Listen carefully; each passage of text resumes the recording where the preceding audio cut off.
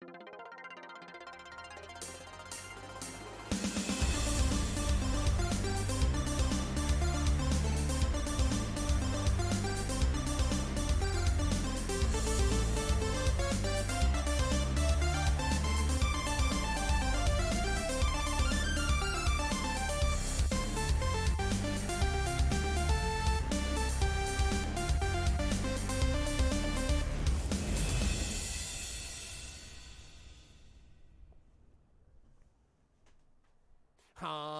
That's what I'm talking about. Welcome, everybody. Welcome, Arvanauts, to a Sunday night stream. I hope everyone is doing well, and I hope you folks have had a good Sunday and are looking forward to, well, at least Sunday if you're in the U.S., and I hope you are looking forward to what is going to be another awesome session, I have no doubt, Day 3 of Soundclash, the Clampdown. It is my great pleasure as the host of this channel to welcome everybody and to welcome you to what's going to be an amazing session. I've already been listening to the folks planning in the green room, and it's going to be pretty sweet, so I'm looking forward to it, and I think you folks will enjoy it as well. Before we get there, just a couple of reminders about things. The first is just a reminder that we are going to be, excuse me one second, as I cough. Just a couple of reminders. First of all, that if you want to support the channel, and I hope you do, you will consider following the channel. That would be a good thing to do. Also checking the YouTube with !ArvTube, the Twitter with !ArvTweets, the Discord with !ArvCord. And on that YouTube thing, I have a playlist now set up for the previous Soundclash shows, where these ones are going to be going usually 24 hours after they broadcast live on Twitch. So if you want to see the previous ones to get caught up on what's happening in all this after you see this episode, and this is the first time you're seeing it, you want to see what happened before, you can head over to the YouTube with !ArvTube for that. And the website for all of this is arvaneleron.com. On the financial side, !ArvShop will get you over to the merchandise area where you can get stuff for Infinity and Beyond and for Adventures of Middle-earth, and soon to be Esper Genesis as well. !ArvTreon is that Patreon sitting right down there at the bottom below Twitch chat. You can see 22 patrons, $2.25 per month, which makes it possible to do a lot of things on this channel, including commissioning the overlay used for Soundclash the Clampdown and this logo that you see here and other such things. And so it really does make a difference for the channel and also helps my writing as well. So any support people can give there is much appreciated. Please consider jumping on board for that. You can also get cool individual stuff for you and individual stuff for you and stuff for the channel as a whole. So please consider jumping on board there. And that sub button, which allows you to get not only custom sub badges and emotes, which can be used here, there, and everywhere across Twitch. You can also get inspirations to help the players. You can get those inspirations from the Patreon as well, including in this very game that you're about to watch tonight. You can help inspire the players if you support the Patreon and or the subscribe to the channel at one of the higher tiers. So please consider jumping on board and doing that. Lastly, the publishing stuff. !Icarus for my Icarus and Jellinek graphic novels. Details about that from Athos Arts, and more about Athos Arts in just a moment, since I see that Garlic Tofu is here. Library is my Tales and Tomes from the Forbidden Library, my 5e adventure and sourcebook, which came out from Alligator Alley Entertainment earlier this year and is coming out in print very shortly. Very excited for the print version of this, and that's doing very well at DriveThruRPG, so please head over there as well. You can also check out Greyshade KS, which is my Greyshade Kickstarter, which is going to be starting February 2nd of 2021. So that again is pretty awesome. I'm very excited about that, and so many good things that are going to be coming out of the Greyshade stuff. So please consider jumping on board for that.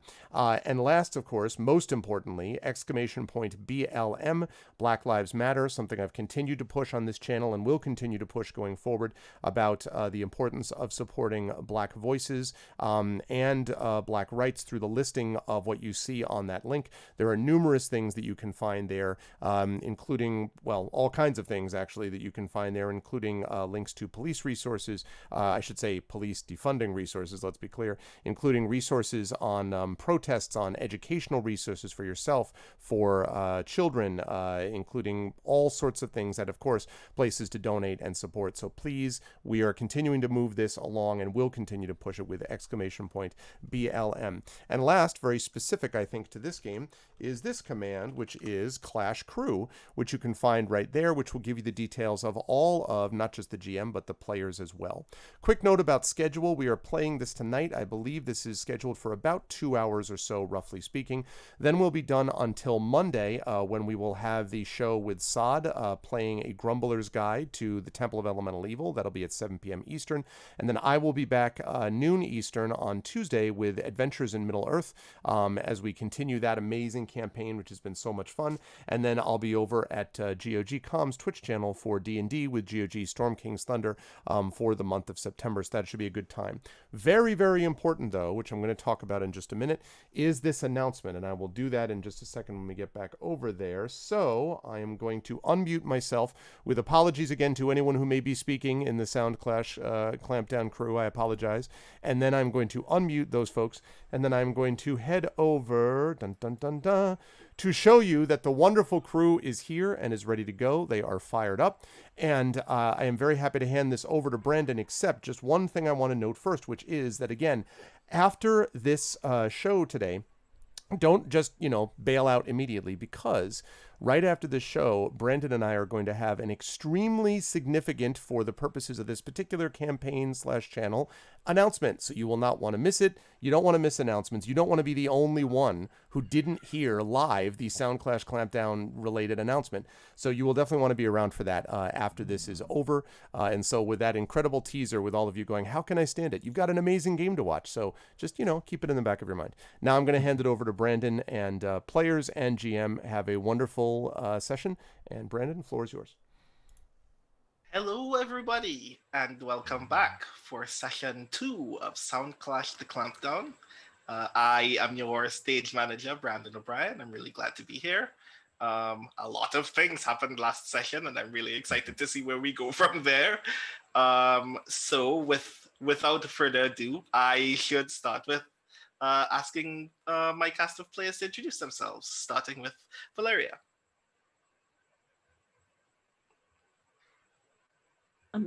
Okay, hi guys, I'm Valeria. You can find me here and a bunch of different other places. I'm a Latina streamer, and I use she, her pronouns, and I play Ava, who also uses she, her pronouns. Yes. Next, Nathan. Hi, hello. I'm a glamorous puppet rolling dice for your entertainment. My name is Nathan Blades. Pleasure to meet you all and entertain once again. You can find me on Twitch at The Neon Caster, where we produce a large amount of loud grey trash in tabletop RPG form. On this stream, I am playing Oliver Hoshizora, he, him, who is a sad boy with a theremin. Nice. Next, Katie. Hello, everyone. My name is Katie Chin. I use she, her pronouns. Outside of this, you can find me at Katie Peak, like Mountain Peak, on Twitter, and voicing the character Grace Chen on the Valence podcast. On here, the Clampdown, I play River Song, no relation to some wibbly wobbly timey-wimey boyo. And she, what does she do? She's a university student. You'll see more of her in this episode. Is there more to say? Probably. I forget. So let's keep moving. Oh yeah, thank you for being here and not watching the Emmys. What up? Let's go. I didn't even know the Emmys was going on tonight. Thank you for being here instead. And last but not least, Amr. Hi, I'm Amr Amaraz, dressed like an off-brand Red Power Ranger today, which hopefully none of you will get to see. I'm also found everywhere at Amaraz, spelled Ammourazz. And I will be playing Nagmet El-Qalb, who is terminally curious about the noise.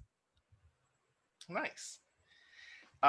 Which is a very interesting segue into our recap of what happened last session, which was a noise anomaly bursting out of the hallway of an apartment complex in Sonata 6, drawing several of you together to discover what it was and why it was there, which led to a series of shenanigans, which included, but was not limited to, seeing visions inside the noise anomaly, gathering what seemed to be these weird obsidian crystals after the portal was closed, and then having the cops show up and try to arrest someone for seemingly unclear reasons, which the audience then discovered may be related to a musical record that wasn't supposed to exist in this space. Wink, wink, nudge, nudge. But in the midst of this injustice apparently taking place, our own Ava decided to make a big stink about it, which was, I would say, it accomplished some goals, but not all of the goals that was intended at that time. And now we're following up immediately after that has happened, after the cops have just taken away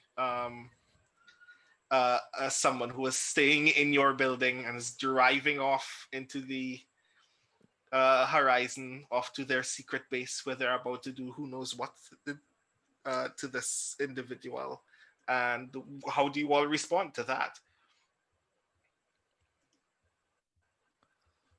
Eva is frustrated, and she does not look happy.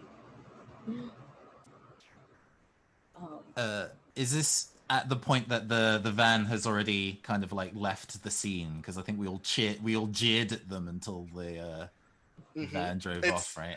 It has at this point faded out of your eye shot. Mm-hmm. It's long gone at this point.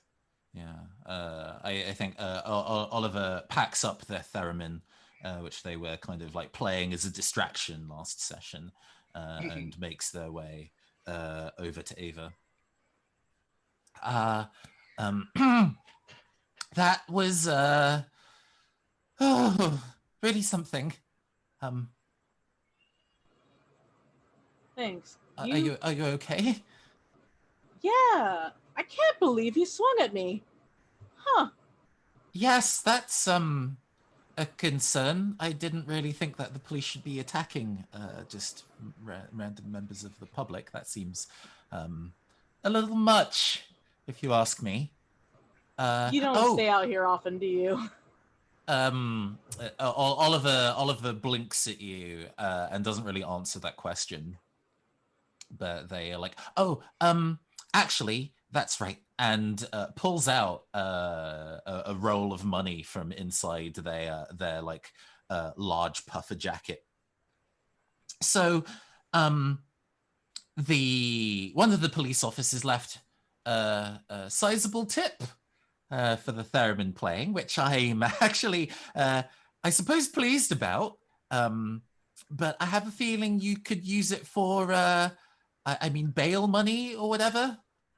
And Oliver hands you $350. He has kept $50 of that $400. I think at that point, she's gonna be like, let's discuss this not on the street.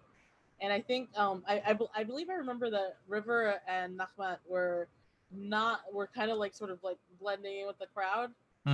Nechmet was helping out actually Oliver, because he used her abilities to influence the police captain who ended up giving the big tip. I was persuading them and like telling them how hyping up Oliver basically. So where are you guys standing right now? I feel like Nechmet is probably wherever Oliver was performing, just kind of like pacing back and forth. So you guys know that like teacher point where you're like you're either in trouble or needed for like a task that you're probably not going to want to do. That like we all know that point very well. Yeah, I think at you saying that this is the conversation we should be having outside. Oliver's like, yeah. Do you have? Are we okay? I guess point of order. Are we making up an app like the in setting the kind of like messenger service that everybody uses, or so are we just Telegram, going to use Line? Right. So this is a thing that I like meant to qualify a long time ago, but when it occurred in my brain, it occurred in my brain so purely that I thought it had occurred in everybody else's brain purely as well. Which is that when the states became hexes, like the powers that be in an attempt to kind of maintain control over public discourse, tried their very best to construct their own social media apparatus, but failed because they really don't know how tech works. So they kind of had to essentially strike a deal with one of the local tech companies in another hex to essentially have a kind of backdoor into their own social media app, but that social media app otherwise exists very pure by itself, which is the best parts of YouTube, the best parts of Twitter, the best parts of WhatsApp, the best parts of Apple Pay, and all of the genuinely terrible parts of being on the internet in general. So pretty much any kind of content that you can find on like an individual social media app elsewhere is all here. This is your TikTok and your WhatsApp all at once.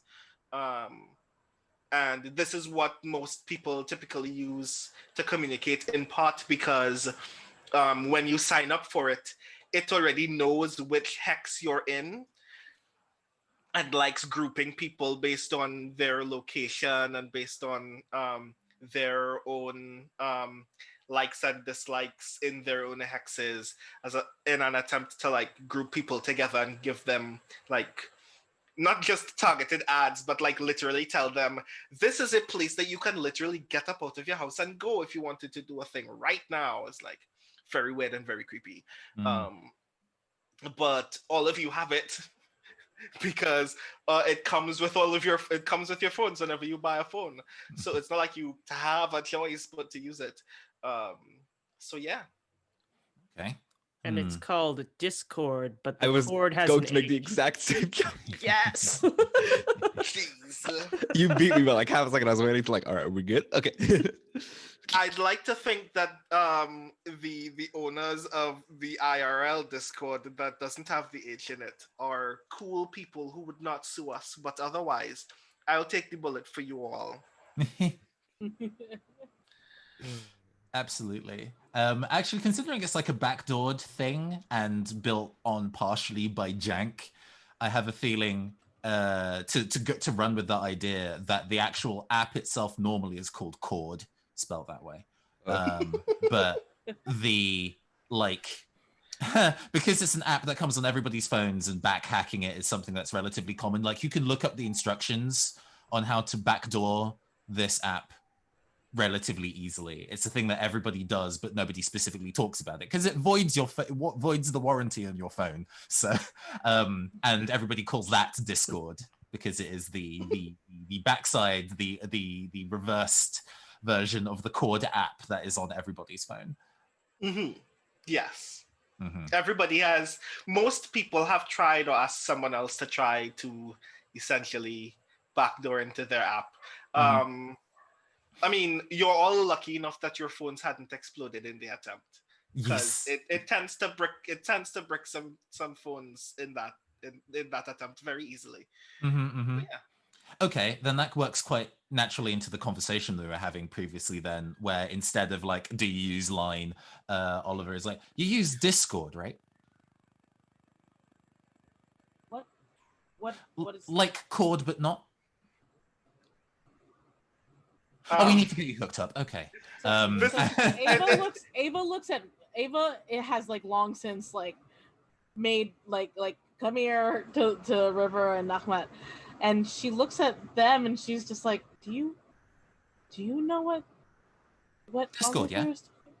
It's a social media app. We can get at this point. Andrea puts her hand on your shoulder and just says, "Mama is fine. I've hooked her up. She has Discord. Don't worry about it." I do? Was this when you played with my phone for like an hour? I'm never playing with your phone. I'm making sure that you know how to use it without it blowing up in your hand. This is okay. Ava's just like throws her hands up like, okay. Sure. And Andrea's like rolling her eyes. Mm-hmm. Typical teen response. My parent does not know how to use this thing. Specifically talking around the whole voiding warranty of your phone Yeah. thing. I don't think Ava would be a fan. That Hmm. warranty is voided and she doesn't even know it. Mhm. But, I will say for the ease of this process as well that Discord has like this like proximity function that whenever the device of someone whose number you do not have comes near to your device, you could just like press a button and it will ask you, hey, you don't know this person, do you want to know this person? And just say there. Thanks. It's very creepy. This is bad. Yeah. This is, oh my god. Mm-hmm. I think I'm making your game easier. I'm making this world darker. Okay, and continuing. It's a natural part of all cyberpunk settings. It just gets darker the more you play. Yeah. So Oliver, you go to our university, right? That's right. So notice me asking out of character. Right. Yeah, because I would know the name of the university, but right now I'm a big dumb and don't remember the name of the university. I don't remember set either. place. It's fine. Maybe It's we didn't Sonata set it, 6 and we're actually it's- smart. It's Sonata 6 University. Right, thank you. Did I specify that it's University of Science? I think I did. Yes. Okay. And if I didn't, I'm specifying it now. This is why we write our notes down, children. But yeah. No, I also go to Sonata 6U. So I'm thinking that like because I haven't been officially going for a while, that like sometimes to get into places I like borrow other students' information. So I think if like you look on Discord, you will find we are already friends because I may or may not have used some of your information to like access a lab at one point. That's plausible for how Oliver is as a person. If that is plausible, Oliver, are you looking at your phone right now? Yeah, no, Oliver looks at their phone like, oh, I already know you? I need you to make a roll for me. I don't know what roll yet. Oh, heck yeah. You're about to discover something on your phone or not. I need to know what you're rolling to make that discovery. Okay. Well, as a side note, despite Oliver being kind of a hot mess personality-wise, he's very technologically competent. So in addition to having either operate or tinker however you feel, I also have the specific special attribute. I am innately talented at hacking for whatever that matters in terms of narrative. So do you feel this is more of an operate or a tinker thing based on what you're going to tell me I find out? I think it is more. I think that it's better suited to operate, but both of them work. Okay, let's make this an operate roll then. I know how to use my own phone. Okay, so you're rolling a d12 or d20 plus 2. I have 1 point in it. Right, plus 2. Yeah, I'm not going to go all balls out for this one. It's just the first roll of the game, so it could be a d12. 1d12 plus 2. Hey. 11. 11. That's pretty good. Yeah, that's pretty good. You are kind of like you're passively aware of the fact that when you notice that Nakmat's ID is already saved in your contacts, that your Discord app is telling you right now that you are Nakmat and that Oliver's information is stored on your contacts. And it's like flickering in and out of that very rapidly, like it's confused as to whose device it is. And then it just settles again. It's like, oh, this is Oliver's phone. Yeah, so. Yeah, okay. That's I can work on that. Oliver initially is like, oh, we know each other. Yeah. Nakmat? Yes. You're a very clever person. Thank you. After all, I think you, as I understand, or what we kind of gathered, having gesturing at everybody, like you're pretty helpful in being able to find the weird thing. So, yeah, that would be fair to say. I'm sort of like getting a little on edge now. Yeah. I think it'd actually be really great if we could stay in contact with each other, just in case something like that happens again. Okay, yeah, that makes sense. I'm already adding you all to Discord. Yes. And Although, please don't do that again. You'll regret it. And Oliver smiles and is not smiling in the eyes, and you can tell why, but he doesn't elaborate. Don't do I it just again. look with a completely innocent. Do what?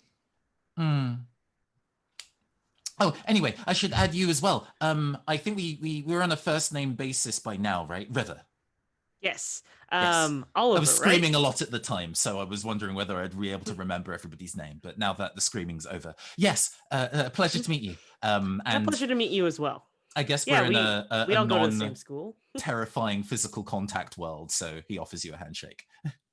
Yes. River takes it, and Katie feels weird about it because a handshake in this economy. Yes.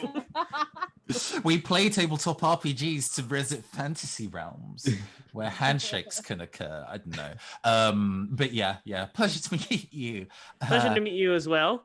This is going to have to change to something much cooler.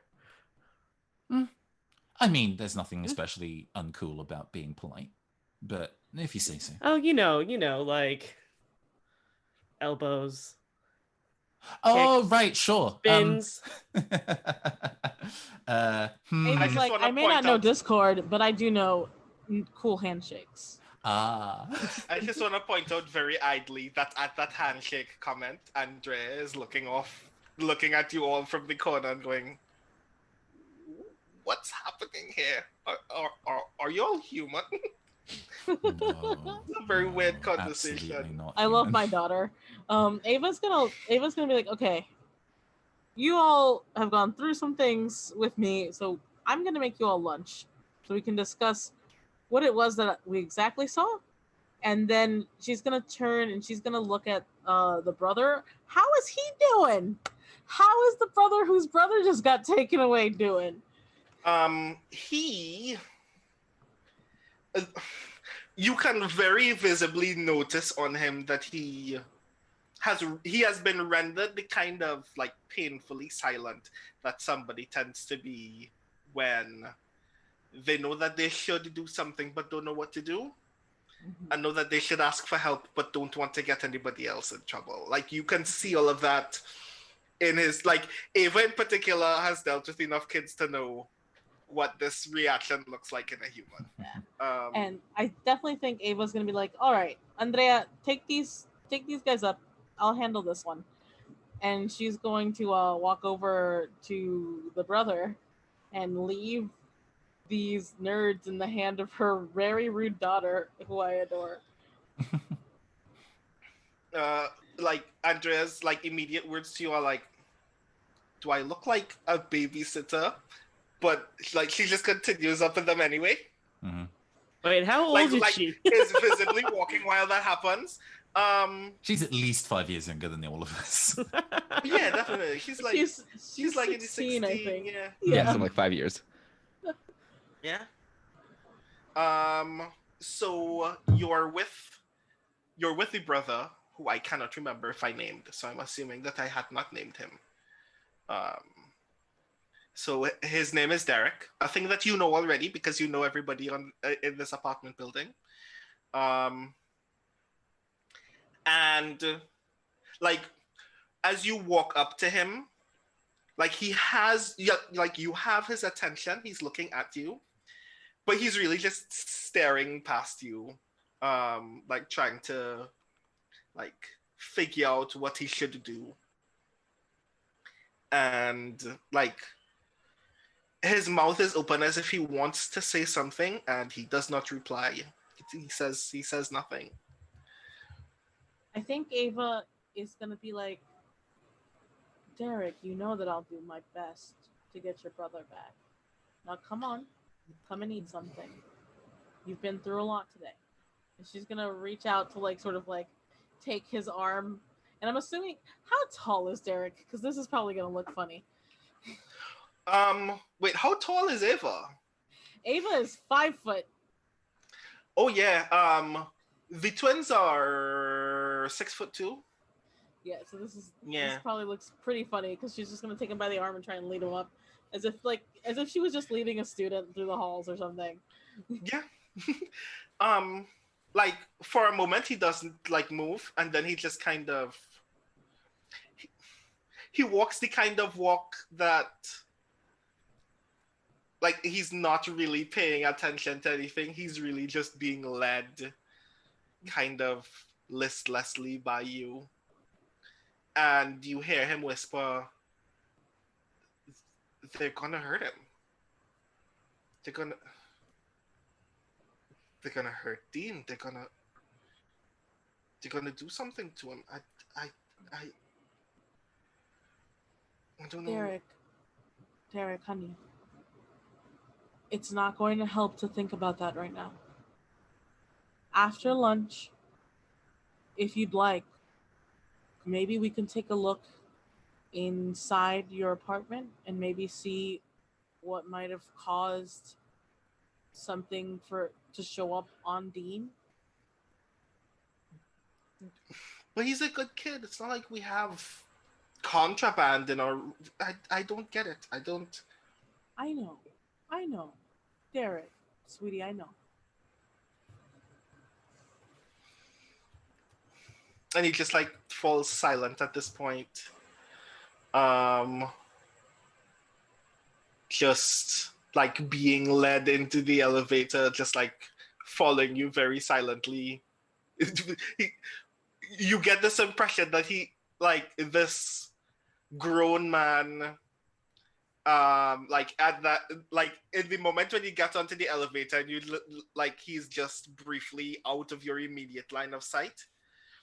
He literally feels like a student to you, is how like this feels. Like you are taking a kid to the infirmary.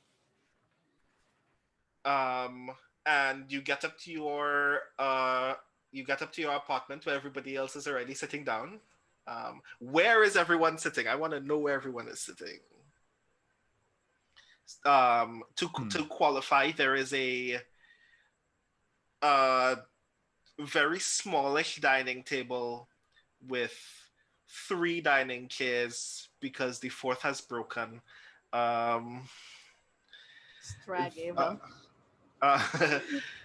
There is like a very nice, like for the size and like quality of this apartment, in terms of like how much it costs to rent and etc. It's actually otherwise very, very neat and cool. Like tiled countertop, the double door fridge on the other side of the kitchen came with the apartment. There are, I want to say 3 bedrooms for no reason, just 3 bedrooms in this whole apartment. Like you got a good deal. This apartment complex is actually pretty nice considering the area. It's not the best that you can get, but it's actually really neat. So, and there is obviously the living room area with 2 large couches.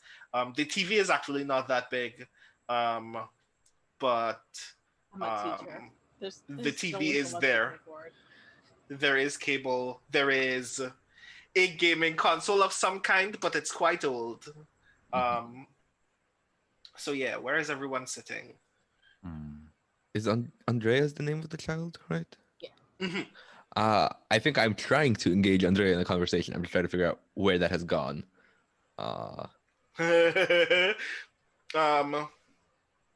Andrea is very obviously giving you the look of, I want you to think that I'm engaging in this conversation, but I haven't actually listened to or recalled a word that you said since I closed this door behind us. I think I'm playing the game of, can I find the conversation topic that will actually interest her? You know what? I'm actually going to make you do a roll for that. Okay. Give me a sway roll. How many points in sway do you 2. have? That's my good skill. Ooh, so that's a D12 or D20. I will roll a D12 plus 4. There's a funny part of me that's like, D20 is very hilarious here because... You strain on this conversation, what happens? It would be you find a topic so engaging that you realize that's not it's too far. You're like, oh no, But, TMI information. but no, I Much rolled a information, d12 and I got an 8. An 8 is, if I recall correctly, 8 is not that good. It's partial success, right? Minor success. Minor Yeah, success. it's a minor success. I feel like And what is the okay? So what is the topic of conversation that emerges to you at this point? I'm unsure. It should be something that's like engaging, but probably a little inappropriate. So when the mother comes in, it's going to be an Yeah. issue. There's two. That's one great option. The other option is like I embarrass myself slightly in the process of bringing this up somehow. Like, Mm-hmm. Because what I think is whatever you want this conversation to be, I will just make it one of those two things. yeah, That's my job as the stage manager of this game. perfect. Much power. I'm like 50-50 on. I don't know like what kinds of things Andrea is interested in. That might be a question to bounce back to Valeria. Just I would think that since you have an interest in like noise, you'll probably have an interest in music. And when you get to the topic of music, that's when Andrea's more like, oh, I'm interested in this because I Cool. like a lot of different types of music.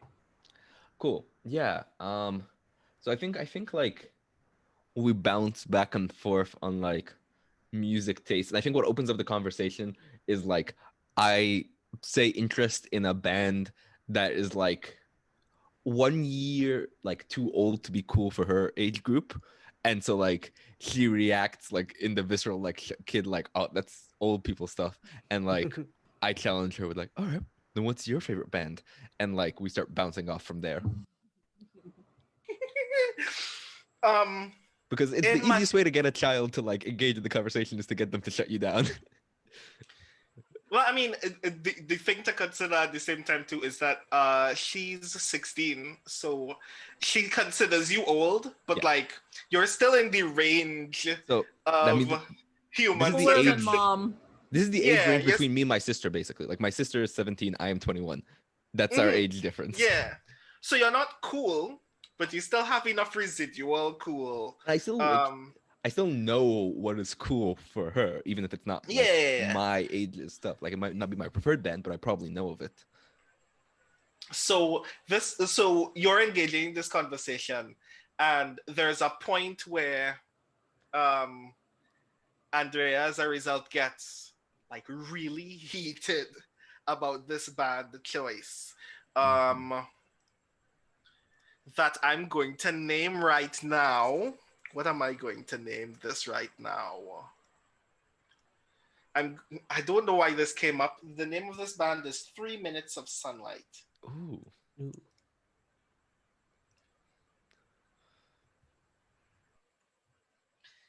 And this band is controversial to say the least. A lot of their music is just like really weird, unnecessarily gratuitous, like for no reason at all. They will come out with an album with like 40 minutes of just pure noise. Like there is a track on an album that is just the sound of lighting a piano on fire, and then the only lyrical song on the album is like about cutting people up into tiny pieces and serving them to their neighbors and stuff like that. It's an hour of ambience and then a single horrorcore track. Yeah. And that's Yeah. the album. Oh my god. Yes. The question is like, And is I'm it- going to assume by Val's reaction that Ava's immediate response to that kind of music would be, nah, that's not playing in my house. Because Andrea plays music without headphones. So you've heard this before. So you've had this conversation before. But Andrea is having this conversation with you, like very poetically describing to you what is the like moral and thematic core of this song about cutting people up into tiny little pieces and feeding them to their neighbors, just as Ava walks into the room. yeah, I have to ask real quick though. Is this like a song that is played to like a horror track, or is it done in like the classic style of like giving it to like a very upbeat tune to like undermine the lyrics? Oh yeah, it Like it's written like a horrorcore track, but it's performed like R&B. The band is metalcore. It's just all kinds of weird. I love it. Yeah. Ava as a mother does not. Mm-hmm. See, I feel like this is interesting to me as someone who probably like had taken some music theory. Like I would be engaging with this and like challenging their her assumptions on what the lyrics are, and like getting into breaking down like the specific tones and choices of chords and stuff they used, and like the scale they went into and what that conveys about the music. For that to happen, so have you? I'm gonna ask you then. Have you heard this song? I guess I'm gonna have to name the song as well. What's the name of this song? The name of this song is Community recipe or something. 3-minute cooking. Oh, that looks so good. The name of the song is Quick Dinner. Quick dinner, nice. Oh my god, I'm going to have to make an entire universe of bands and songs, and I love it a lot. Have you heard Quick Dinner before, Nachmat? Yeah, I think so.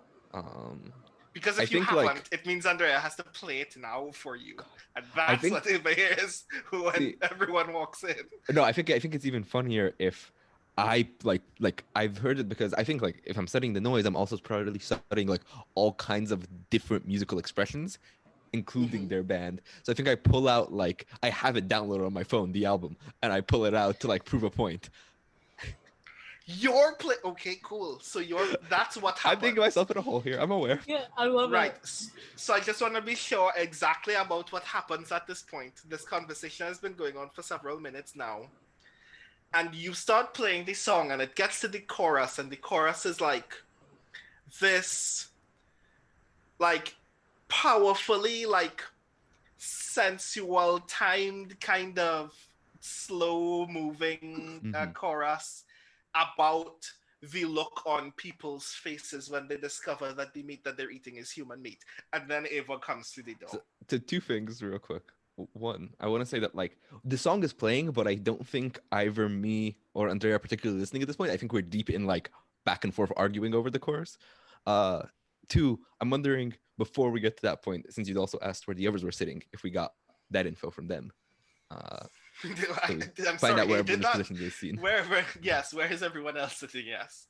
Oh, sure. I think Oliver takes one of the dining table chairs, and upon Eva coming back in, stands up, because it's not his table, and there's a finite number of chairs, so he'd rather her sit down than him.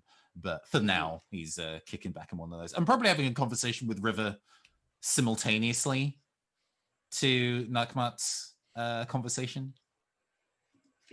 Sure. River's so probably, standing in, I'm not sure where the dining room is in relation to the kitchen, but I'm imagining it's like one of those kitchens that just kind of carpet line into a dining room.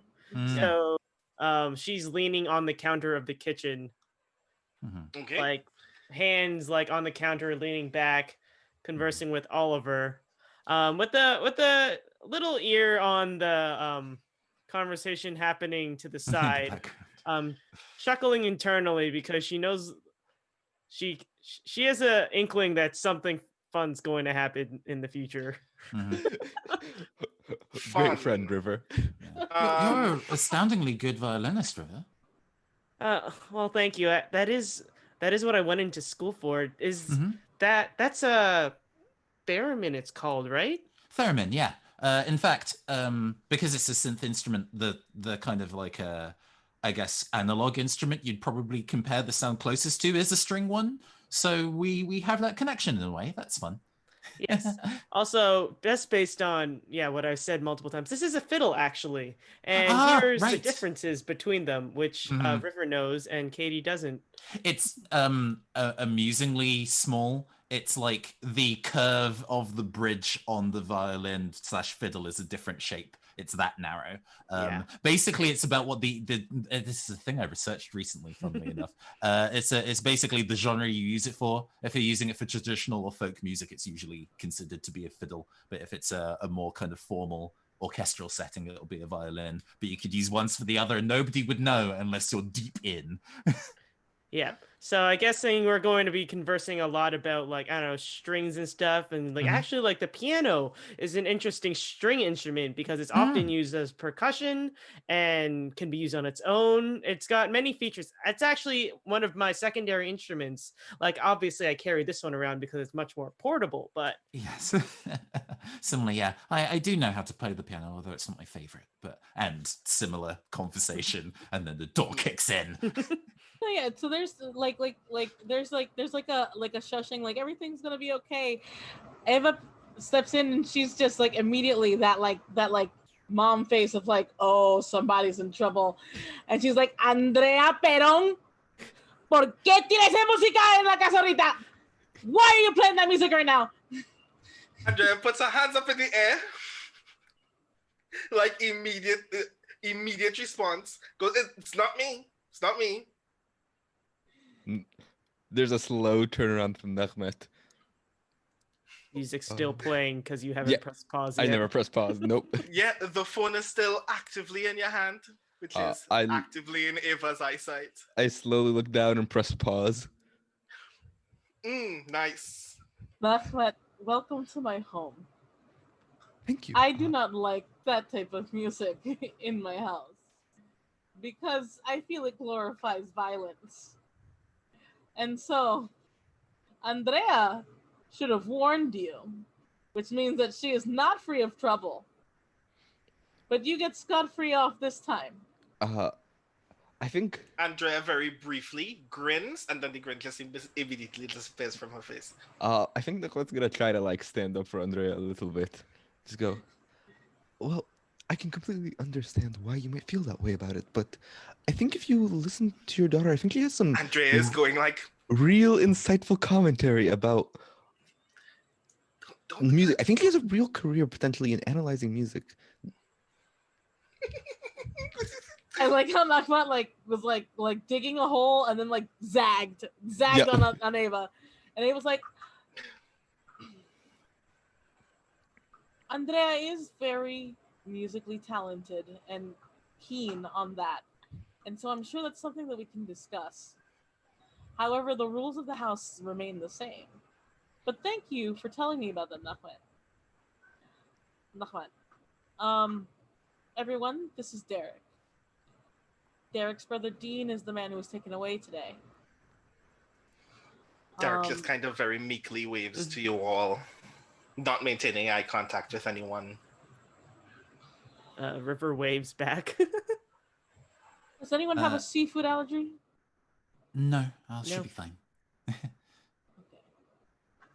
Ava's just gonna walk past all of them because she feels sort of like she's like calming down, and she's gonna start making heating up some ceviche or something. I guess Oliver offers the chair to this additional guest instead of Eva since Eva's now busy.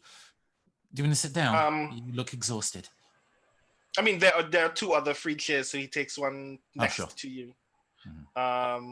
He's like still not like looking at anybody, still kind of like silently whispering something to himself.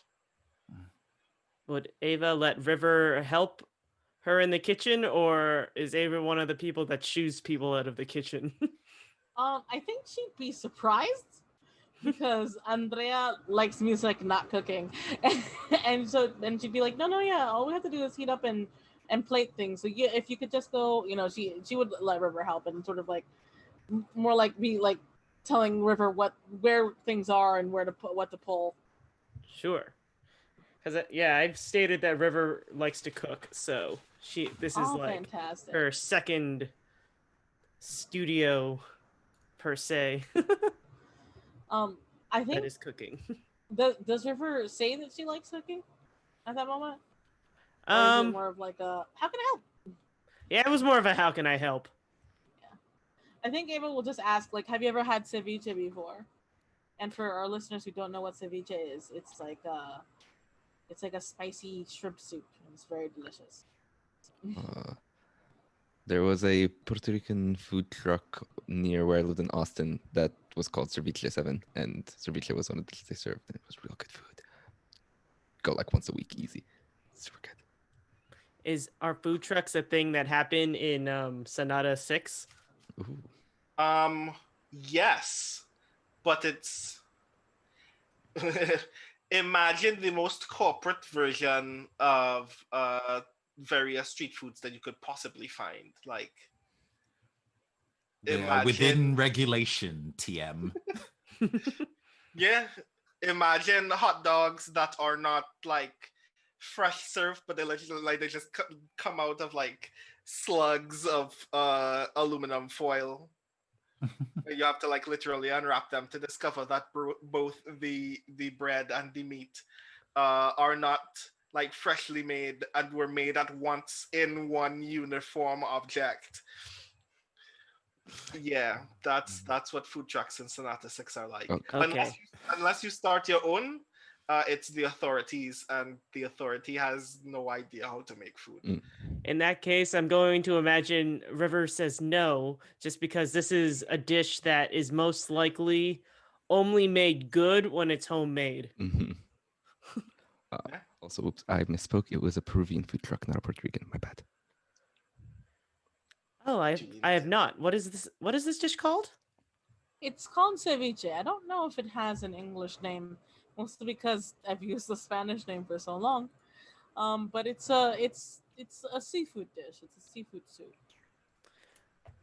Well, I've never had it before. I'd be interested in learning the recipe once we've had it. I can see the ingredients we have laid out here, and it already seems like it would suit my palate nicely for sure.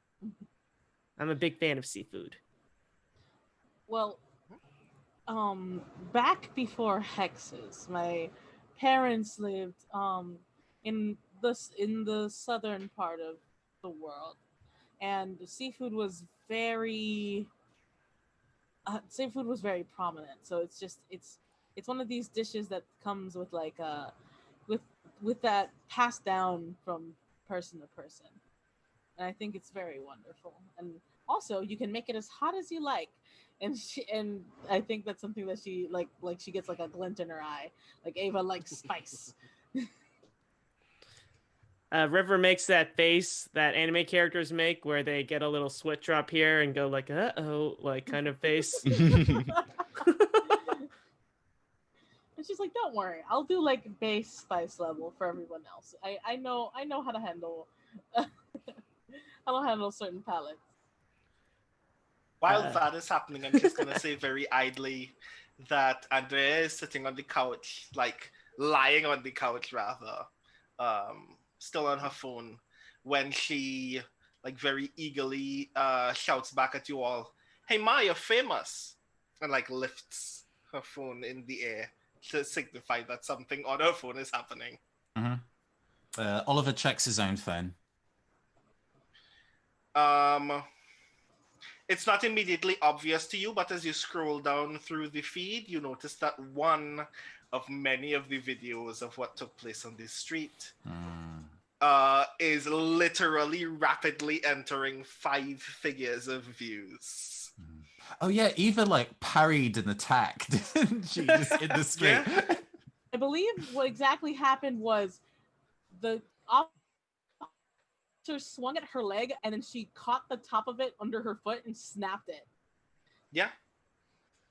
Like, I mean, the entire scene is noteworthy, but breaking the staff in particular is a part of that scene. Yes. So yeah, that video of you very prominently like poking a cop in the chest and like asking why they're there is now very swiftly going viral. So, okay, so is this one of those videos that are auto-playing? Because otherwise, if she hears Andrea say that, she's just like, everyone already knows me in the apartment building. And she's just sort of like working through things like, Andrea, I'm cooking.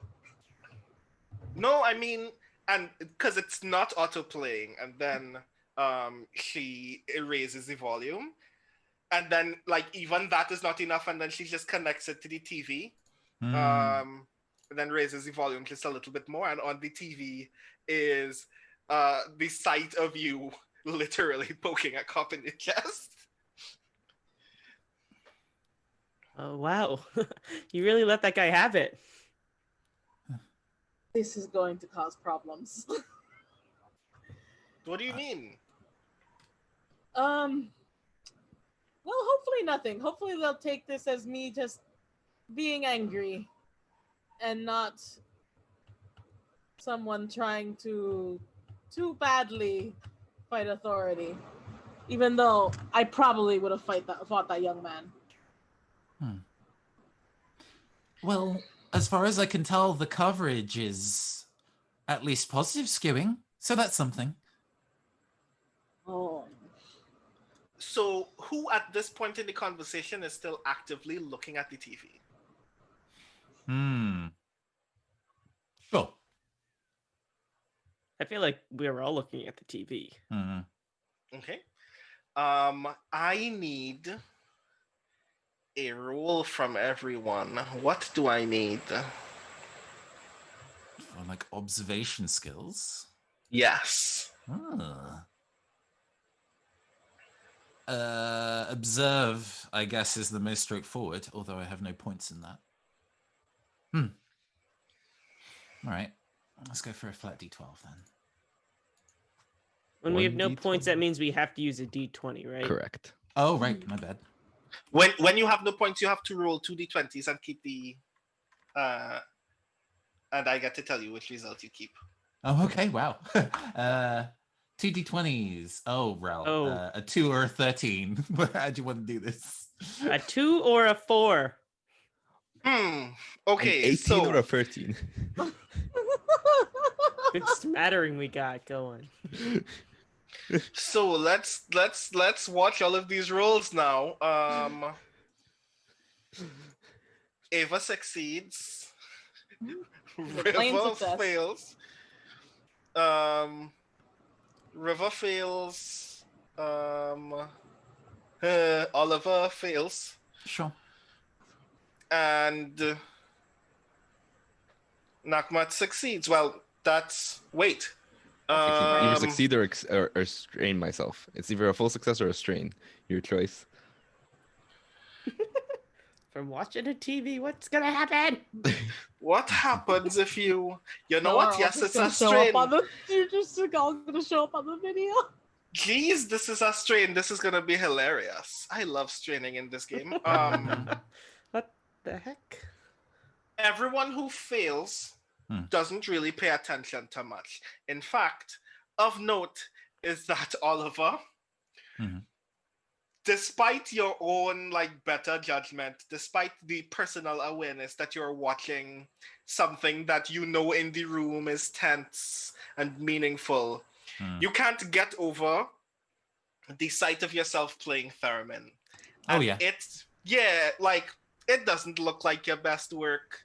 You look really unenthused while playing. It doesn't seem like a very dramatically engaging performance. And you have a lot of feelings about that all of a sudden. Self-criticism. I know you well.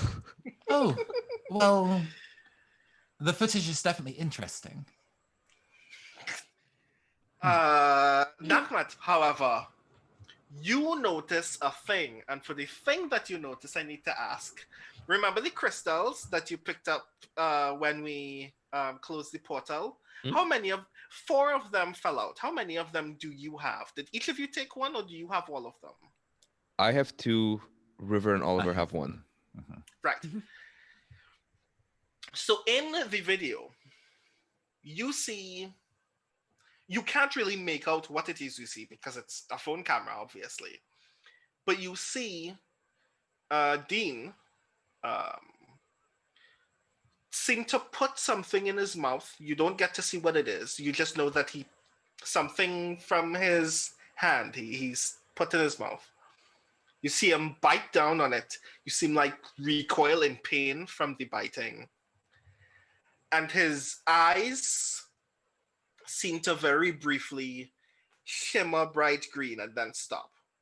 And then he's still wincing, very visibly in pain. And then he just kind of shakes it off. And this is all that's happening while he's presently in handcuffs being put into the van. No one else has seen this but you. And when you see it, where are the crystals that you have right now? I think one is in my pocket, but I think I might be like twiddling one like in my hands, like in my pocket. Right, the one that you're twiddling in your hand suddenly feels very sharp and very hot, and it feels like it cuts you at the center of your hand. I think I definitely will. Ow! Oh, Yeah. are And when you you look okay? at your hand, you see Oh, yeah. nothing. Sorry, say Soundclash something? becoming a horror game. Not horror, not yet. Oh, yeah. Oliver, did you ask if I was okay? Yeah. Oh, I turn around. I look at my hand. There's nothing there. Yeah. I think so. Must have just like pinched myself on a loose thread or something. Huh.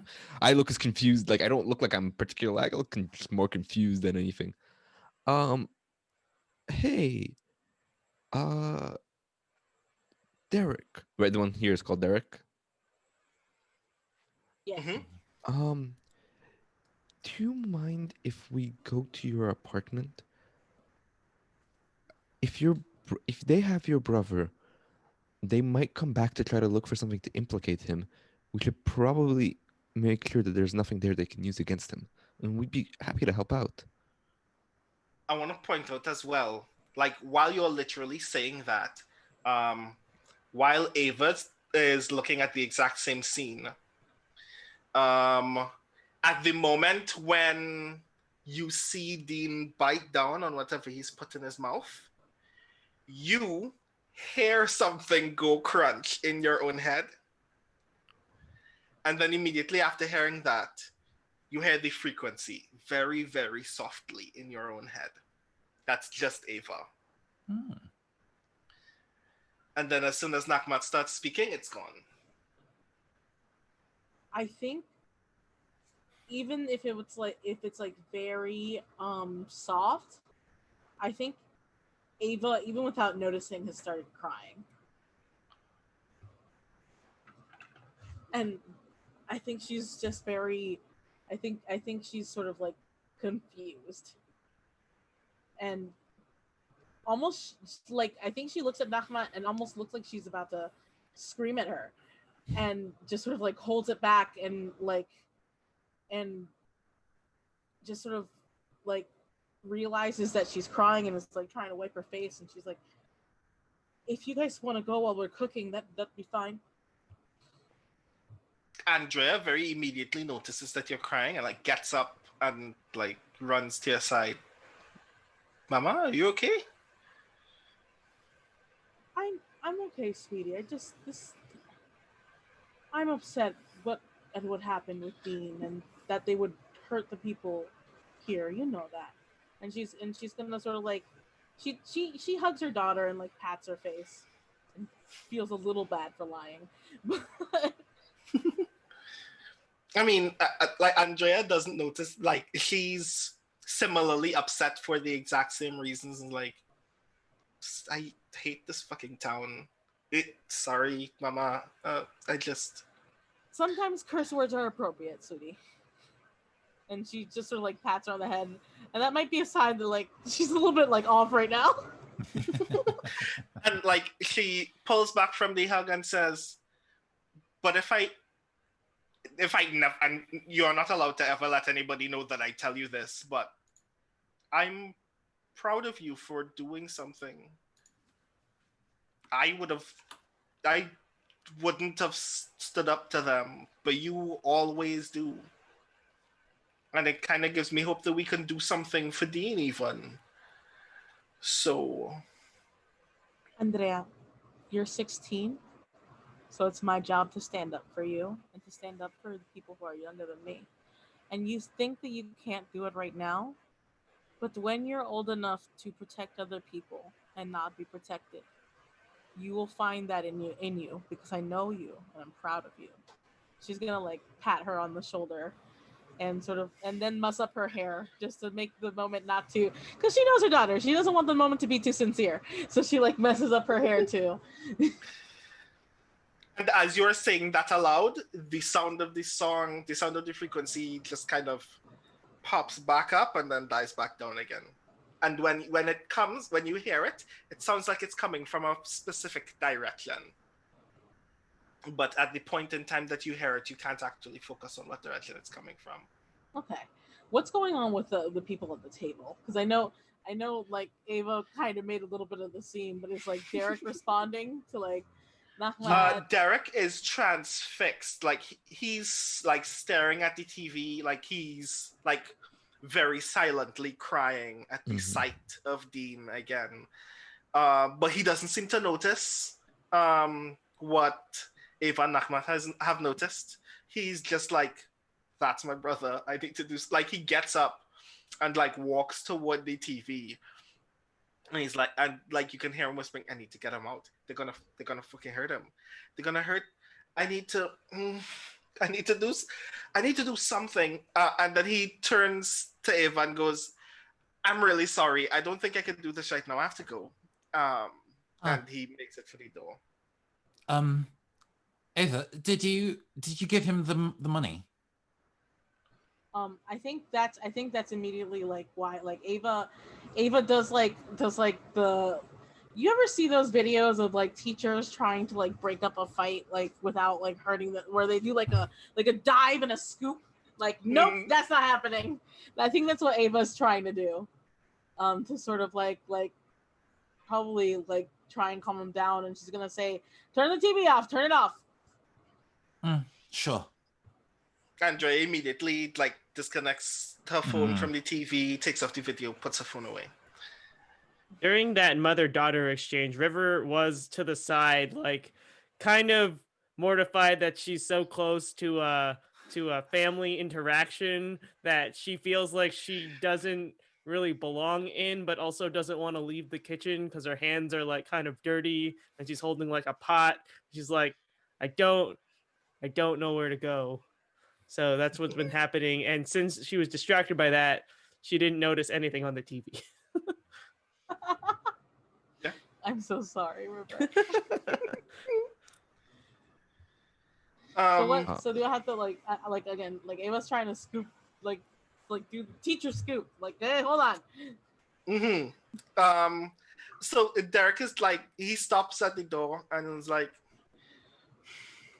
I can't not do anything. This is weird. It does nothing makes sense right now.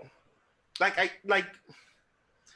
feel like Dean was worried about this in particular. I feel like Dean was trying to tell me something today, and then the thing happened, and everybody starts running out of the building, and then these folks. I've never seen three of you before. Derek, Okay. I understand that you feel very frazzled. Now listen, I'm not going to stop you from going down there, but you need to understand that it will not help your brother if you also get arrested by these assholes. This is money that was given during the issue, and hopefully if your brother is allowed bail, it will help you. Derek, if you want to go down there, take this money, and I'm going to ask you to let us maybe look over your home for a moment so that we can maybe see what was going on with Dean and provide you more information. Because otherwise, you're acting very recklessly.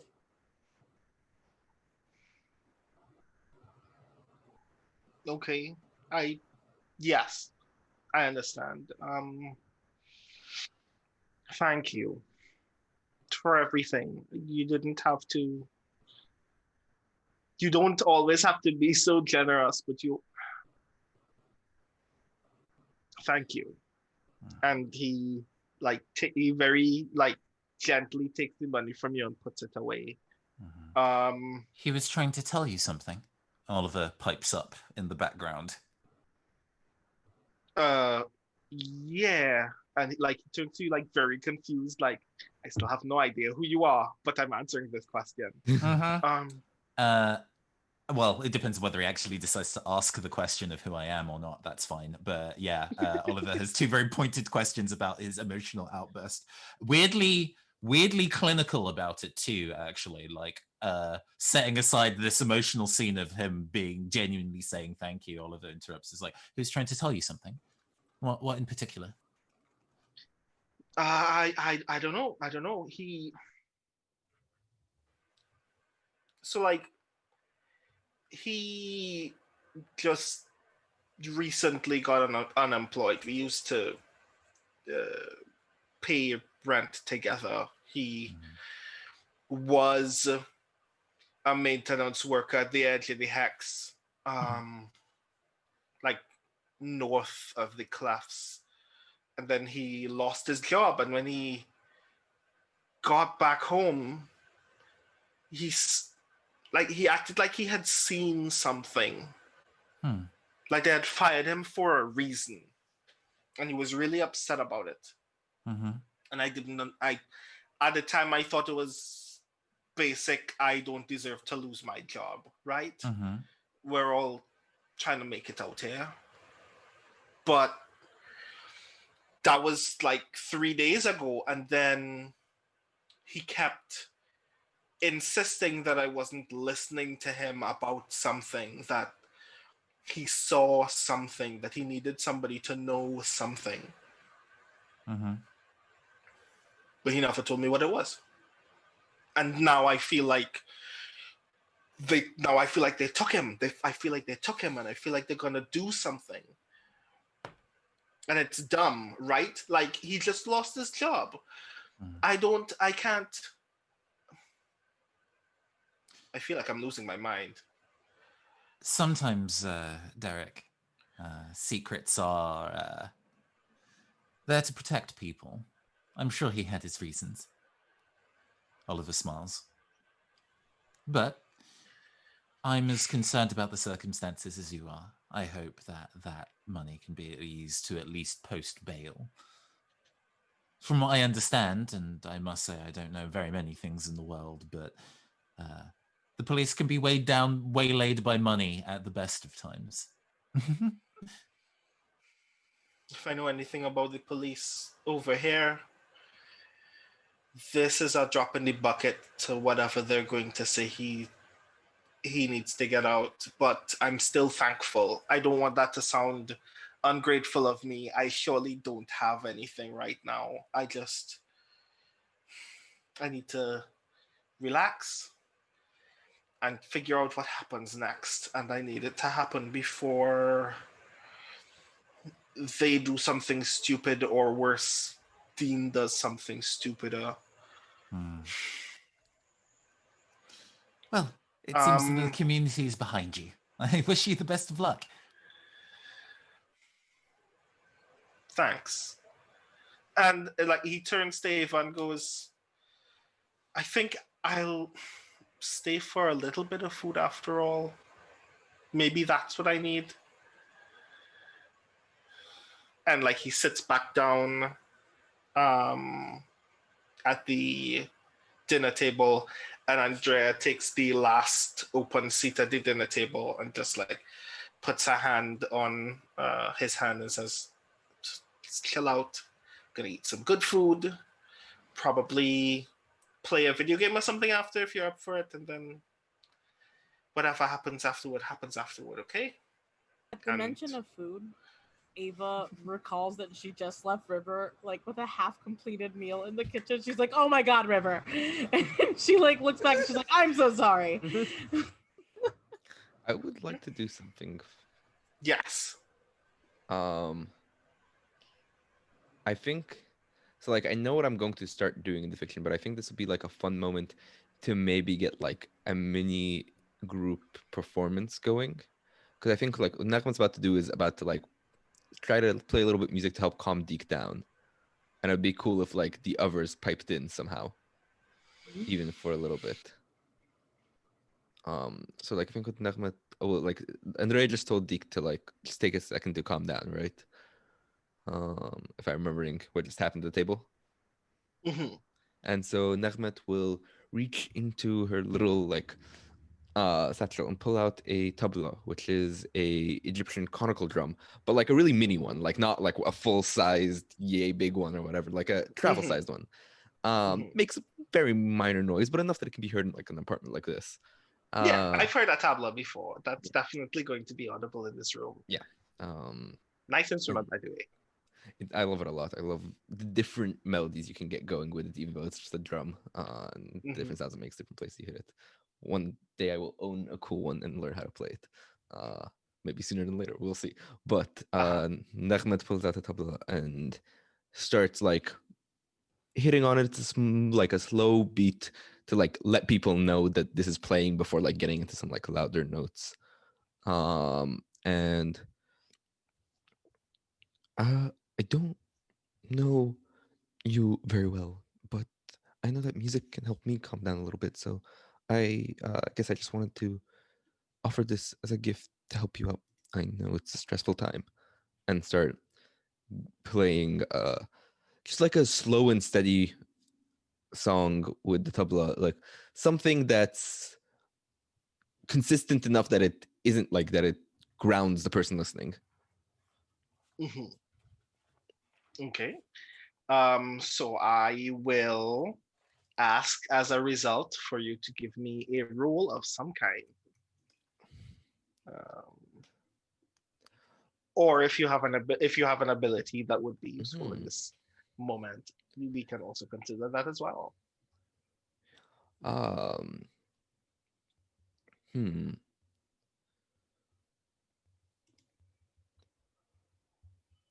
trying to think like what kinds of attributes might affect this.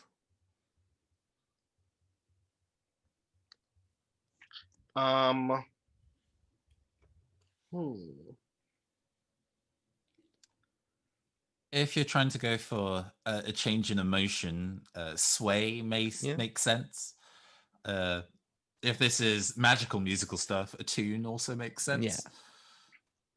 I don't think it's particularly magical. I think it's just a normal song. Does the sway work for you?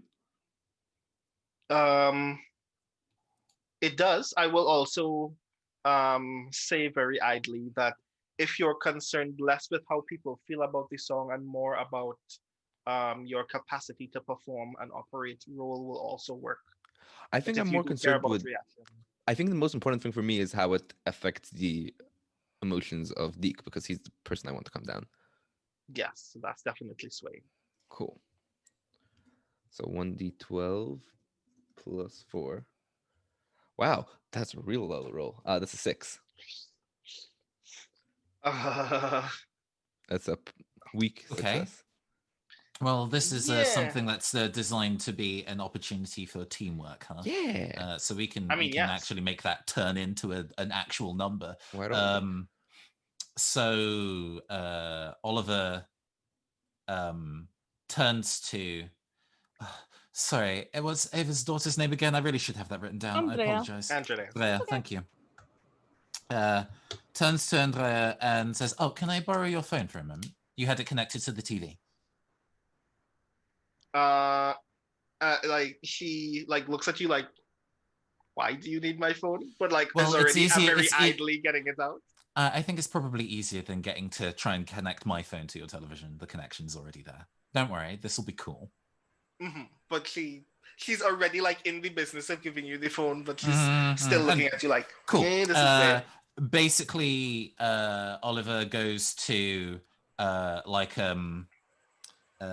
are like beat making websites that are in browser.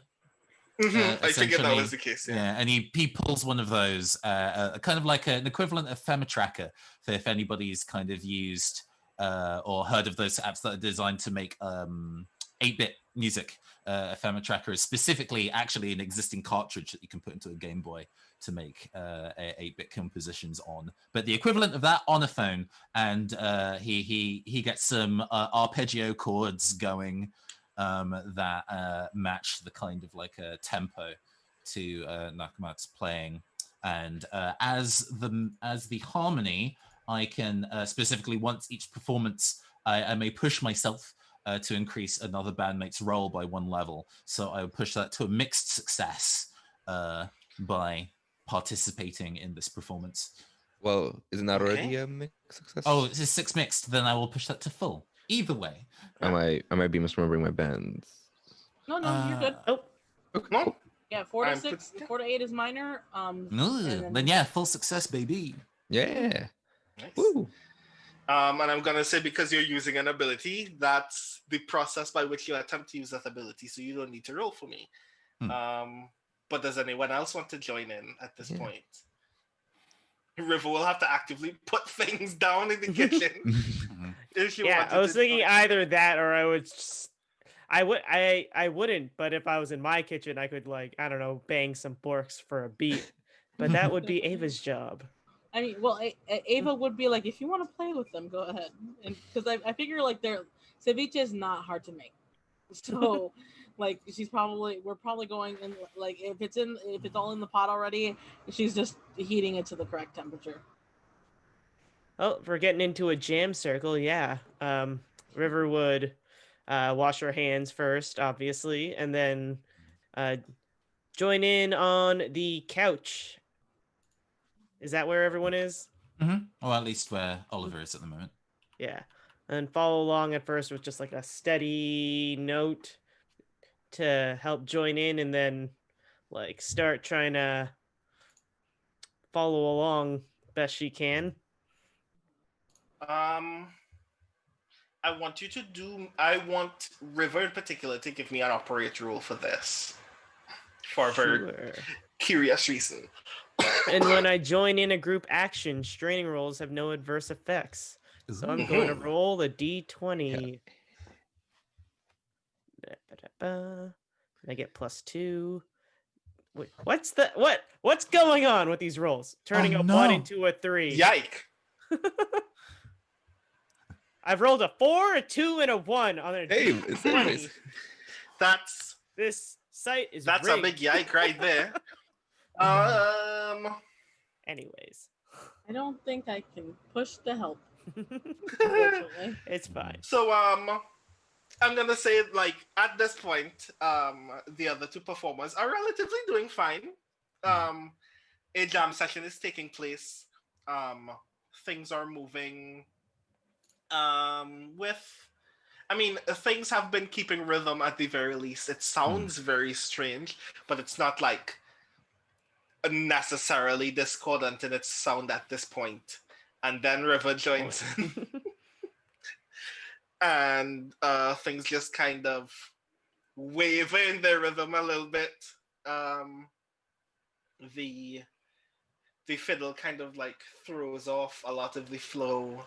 It sounds kind of screechy and distracting. You can see Derek literally look at you all going, "Is this supposed to cheer me up?" He doesn't say it, but he's looking at you this is not helping. Okay. I think at that point, that's when Ava's like, "Oh, I'm gonna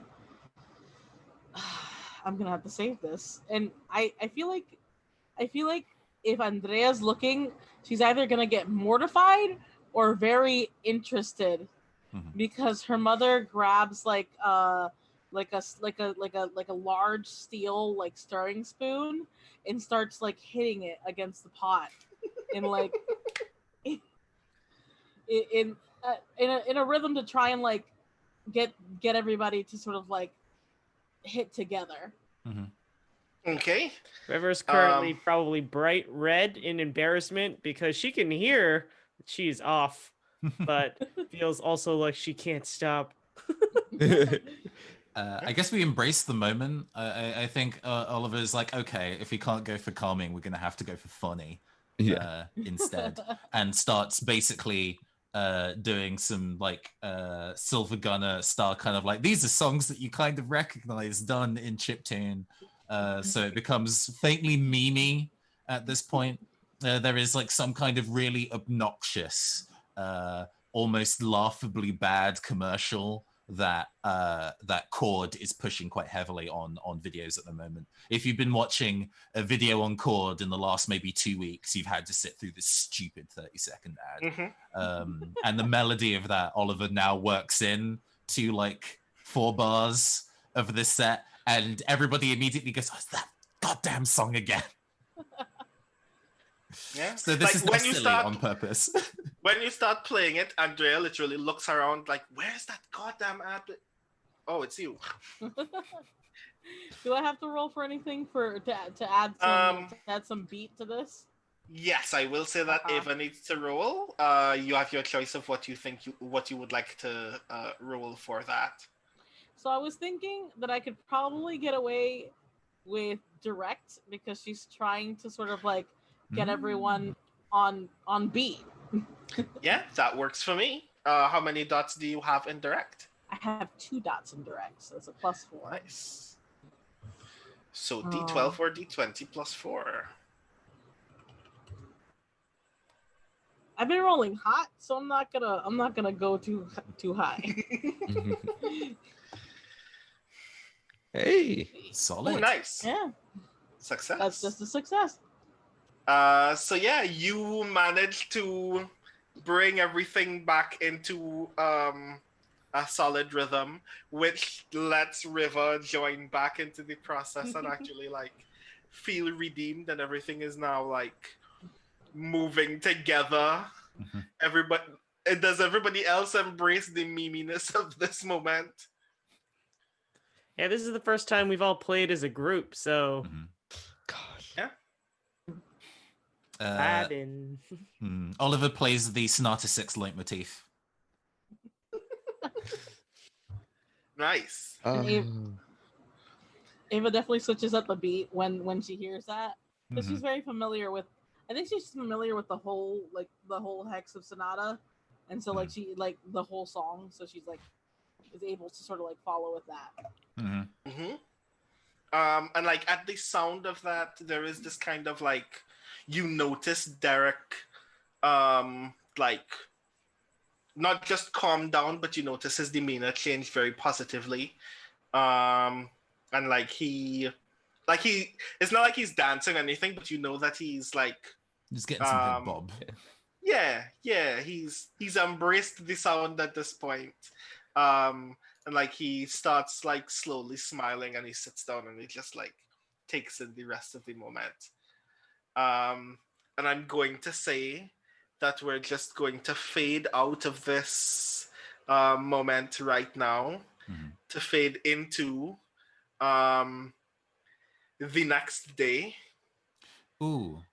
Can I have a scene in between real quick? Oh yeah, 'Cause there's something I would quite like to do. I guess the evening kind of continues with everybody having relatively comparatively cheerful meal together. And eventually, you know, it's definitely evening at this point now. It's like I probably should be I just realized I stormed out of my parents' house this morning and it is now 9 o'clock at night, so I should probably go home. I feel like as a teacher, Ava has some like transport credits or something like that, because this is like some awful like close to cyberpunk thing, and I feel like she's like, Oliver, if you need to go home, you should call a ride instead of trying to take the bus, and I will pay for it. Oh, it's cool. Don't worry about it. I have it covered. You've already offered me dinner and everything, so I don't want to impinge on you. I can afford it. But I really appreciate your generosity. I'll let you all know on Discord when I get home, okay? I'm starting to like not refer to what happened earlier, but also like the 4 of us have some things to discuss. Well, I'm sure you can put together a secure channel, Mahmoud. You seem to be really competent at that. Why, thank you. It was not a compliment. Oh yeah, Nagma is fully aware and does not care. Nagma is not going to give you any inkling that she knows. Oh no, we're playing the game. We're playing the being game. really nice to each other, but not meaning it. Yes, it was a pleasure to meet you too, River. Hopefully we can play together again.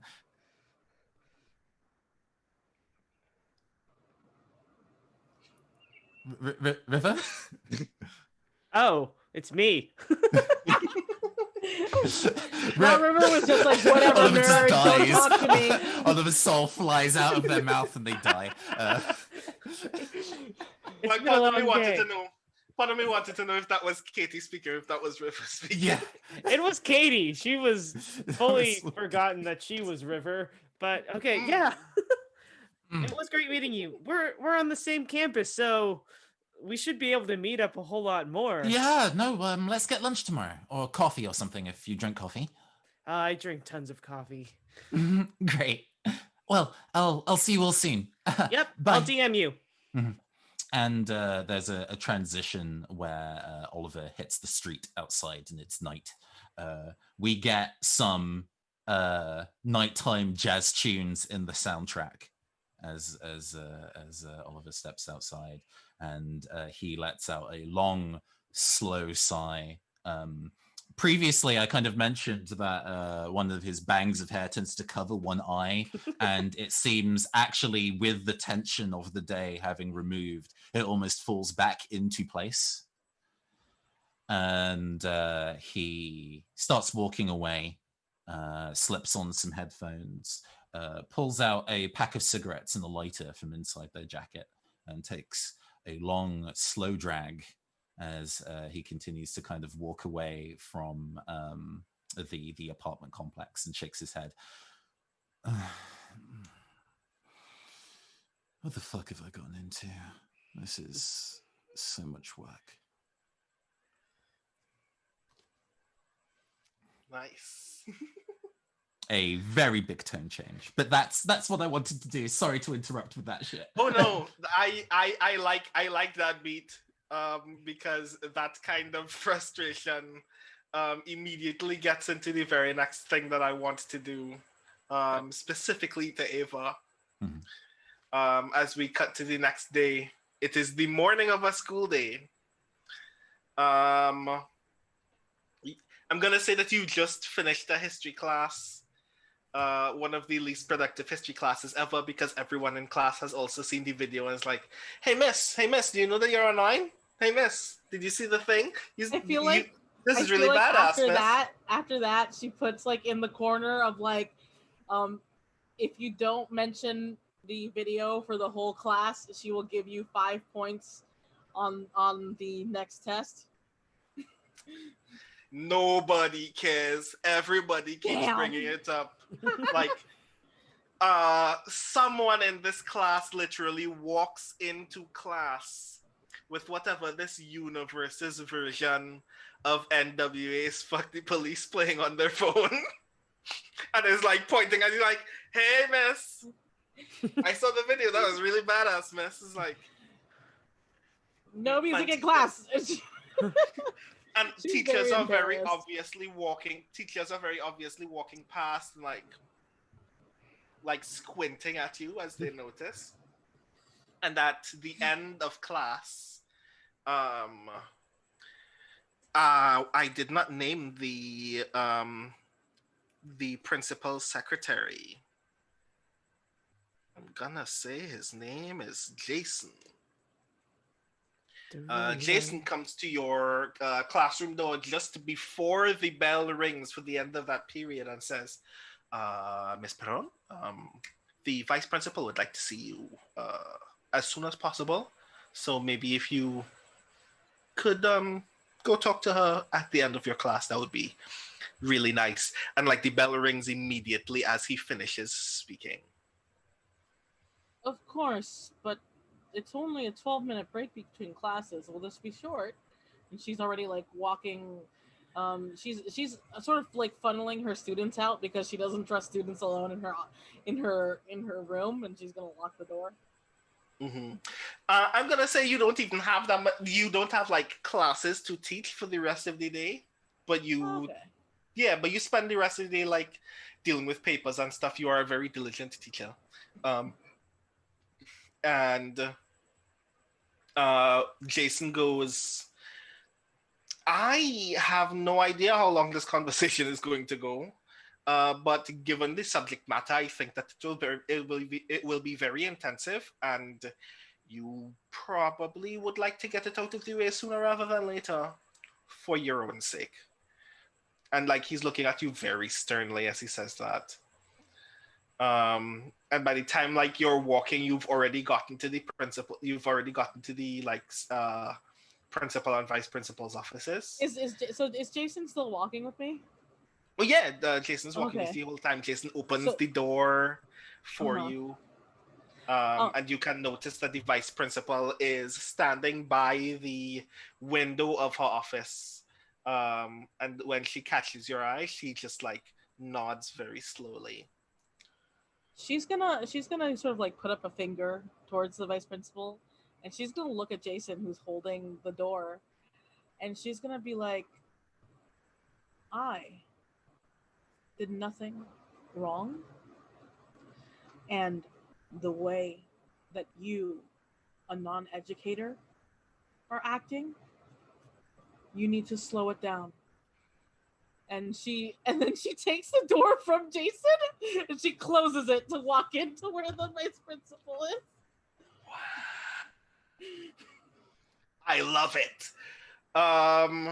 Right. So you enter the vice principal's office. Vice Principal Rebecca Harding. And she's like, hi, morning, Ava. Can I ask you to take a seat, please? Of course, Miss Harding. It's nice to see you again. And Ava's gonna sort of like sit down. I feel like she's been going over potential possibilities, and she thought she was in the clear because she wasn't called out of her room in the morning, and now she's just like, all right, I gotta watch about what's about to happen. Yeah. So Rebecca gets to the other side of the sits in her chair at her desk, turns the monitor of her computer to face you, and on the monitor is just a screen cap of you with the tip of your finger in this policeman's badge. And she says, so I take it you've been very famous. You've been gathering some notoriety over the weekend. Do you want to talk about this at all? Rebecca. Pulling out the first name. Honestly, the main thing, if anything, I'd like to talk about this is the complete incompetence of the police. And that's honestly what this is showing here. I didn't realize that I was being recorded. But if you had seen the actions of the police there, pulling a young man who was just evacuated from a noise situation and blaming them with no evidence, then I feel that as someone who cares about students like I do, you would have done something similar. Ah, I understand. And Rebecca reaches into a drawer at the desk, pulls out two large manila folders and puts them on the table, closes the drawer and goes, I didn't realize the young man in question was a student of our high school. Do you mind giving me his name? And is visibly opening a folder as if to look for his name. Because I can't imagine why you would care otherwise. Rebecca, you don't care about your neighbors? I care about keeping my head down. And closes the folder very dramatically. I care about not making a scene so cops don't come harassing students in school because they know that there's a radical dissident in our staff. I care about not worrying whether we're going to lose the government grants that are necessary to keep computers connected to the internet. That's what I care about. I care about the kids that are here. I already don't get paid enough to care as much as I do, so I'm not going to screw it up. And the principal isn't here to ask even more frustrating questions than I am. I just want to know, what do we do from here? Because if another video like this shows up and a cop has to ask me a question while I'm on campus, I'd like to at least be on the same page as you as to what to do next. Because we have 1,050 students here to care about, not our neighbors. We don't get paid to care about our neighbors.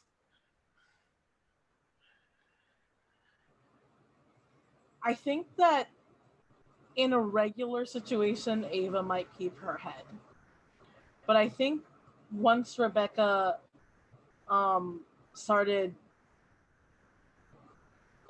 in on her for like not worrying about her neighbors, I think she stands up. And I think she's like, Rebecca, I will not stand for you cannot. She's just sort of like very frustrated, and she's just like, if you think I'm a danger to this school and I'm a danger to these children for speaking up for somebody, when think about it, if this happened to one of our students, who would speak up for them? If That's our job. But this isn't a student. This is, I don't know who this is. We can have these fights when it's about our own. But I don't want people thinking that you're just out here picking fights with the cops on a regular, that they can just drag you out of your history class for no reason because of it. Rebecca, this is our community. This is our community. This young man could have been a student a while ago. You cannot in good conscience believe this. And if you don't believe this, then you know what? I quit. I didn't. Hold on. I'm not asking you to leave, you know. I just want to. Like, she's like visibly tense. Ava, cool down.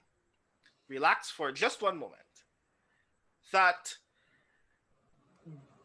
radical fervor in your belly, I get it, right? I'm just trying to resolve the future situation that's going to inevitably get in the way of you being able to teach anyway. Not because I don't want you here, but because if a cop has to drag you out in cuffs, I want to know what the answer to the question is. I don't right now. What am I supposed to tell him? Some guy I don't know was more important than your whole history class? You know that's not how I feel, Rebecca. But okay, ask me the question again. I will give you the answer. What is why did you feel like you needed to do what you did in public? Was there no other way that you could have resolved that issue than now having your face on the internet as one of these the kinds of folks that authorities literally drag in black vans? Rebecca, the whole community knew that this man, Dean, is his name. He has a brother. He just lost his job. That's how I know about this community, my community. We all knew that he would not be involved with this. And the police come, they wave a machine at him and say, it's you. But then they try to wave the machine again, and they can't tell what this thing that criminalized him is coming from. So they took this man with no evidence, a man in my community, in front of my daughter, Rebecca. She's afraid.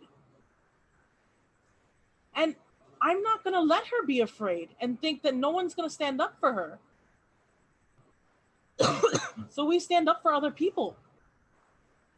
And that's what it was. They had no proof. And so they had no right. Did they take the guy anyway? This David or Dean or whatever his name is. Of course they did. Of course they did. As in, they would have taken him anyway. I was hoping that they wouldn't. I was hoping they would listen or show some kind of shame, Rebecca. Will they show any shame for you? Will they show any shame for me? Will they show any shame for Principal Lopez if he came back from his conference today and somebody had to ask him any questions about where you work and why? That's what I'm worried about. That because you have this principle, because you have these principles, you have to do all of these things all the time, that you have to be like the face of a movement or whatever instead of just a teacher. That's what these kids need. Somebody to tell them what this was like, not somebody to get dragged out in shackles in front of them. If you're not here, what happens to those kids? If I'm not here, what happens to the rest of these kids? If they take a kid in front of you and there's a video of you doing this there, do you think that video ends with them just shaking their head at you and leaving? With them cracking your skull open? So what are you saying that I should do? I'm saying this school year is barely done. At the very least, maybe you would like to ride out the rest of this year without possibly making the news. I think that would be nice. It would be doing your entire class a favor. I don't care what your hobbies are. I don't care what union you're in. I just want to make sure nothing happens to this school. I'm doing my damnedest to make sure that on a regular basis, cops don't come in here dragging people for the songs that they're listening to. This isn't helping. That's all I'm saying. And as she's speaking, I want to ask a question that is going to lead to a thing. The question being, how angry is Ava right now? So as all of us are people of color. Yes. And so you ever had you know those moments where you're like, it's not safe to show anger, but it's like right there in your chest, and and the slightest thing will just uncap all of it. Mm-hmm. And you're just like sort of like swallowing it. That's where Ava is. Like she's already like, she's arguing back in her mind. She is so frustrated at what she's being told because it feels so immoral, but she's got that neutral face of like, oh yes, I understand, I'm listening. That feeling in particular is exactly what I wanted to ask about, because now I would like you, Ava, to roll 2d20s for me. No.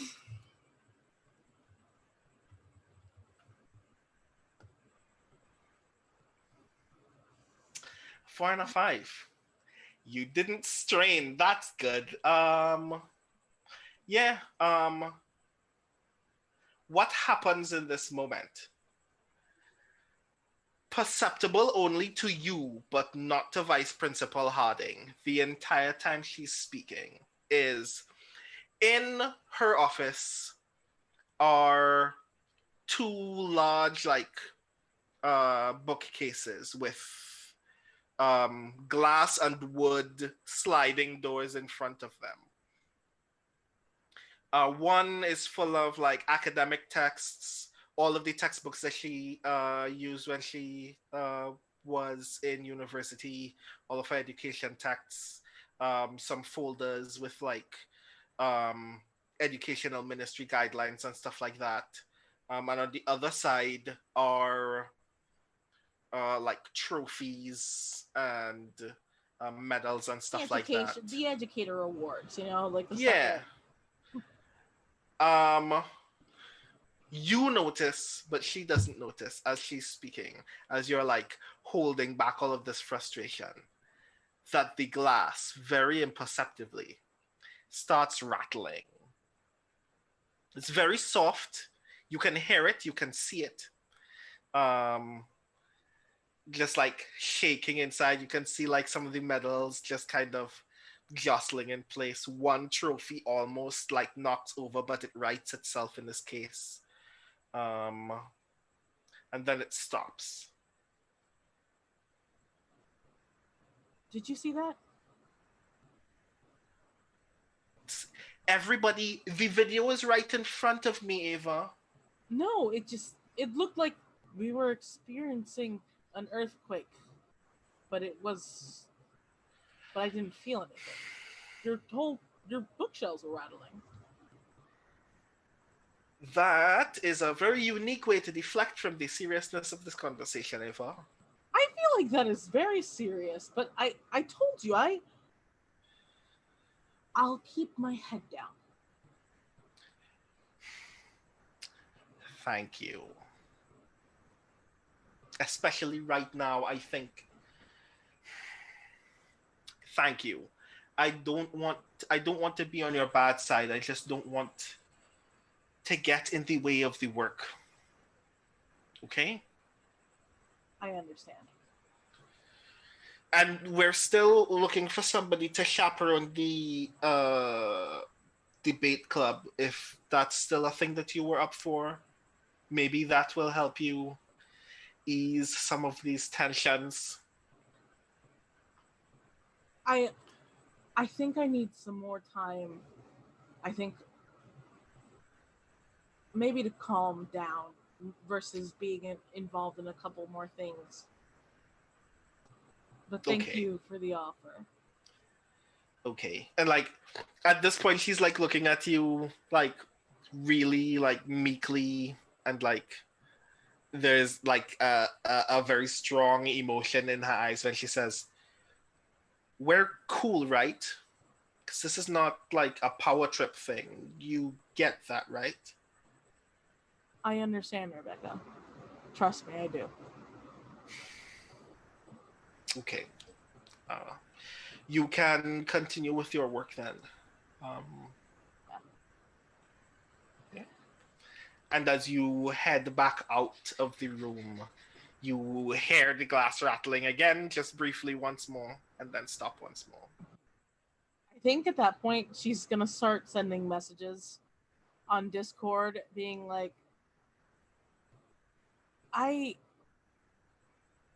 this has had unforeseen consequences, and I'd like to talk to you all. And as she heads back to her office. Miss Perron, you're remixed now. Look. Aren't you ashamed? Your mother would be ashamed. Aren't you ashamed? Oh my god. That already has like 8 figures of likes already. There's got to be 100%. There's got to be a meme one where like it's the loop of the poke, but every poke is edited with a bad sound effect from like a Looney Tunes cartoon or equivalent. No, it's one of those like you know those videos on YouTube where X, but every time someone does Y, it gets faster. Like it's just the normal video, but every time you poke the cup in the chest, the video gets faster. The video is 8 seconds long.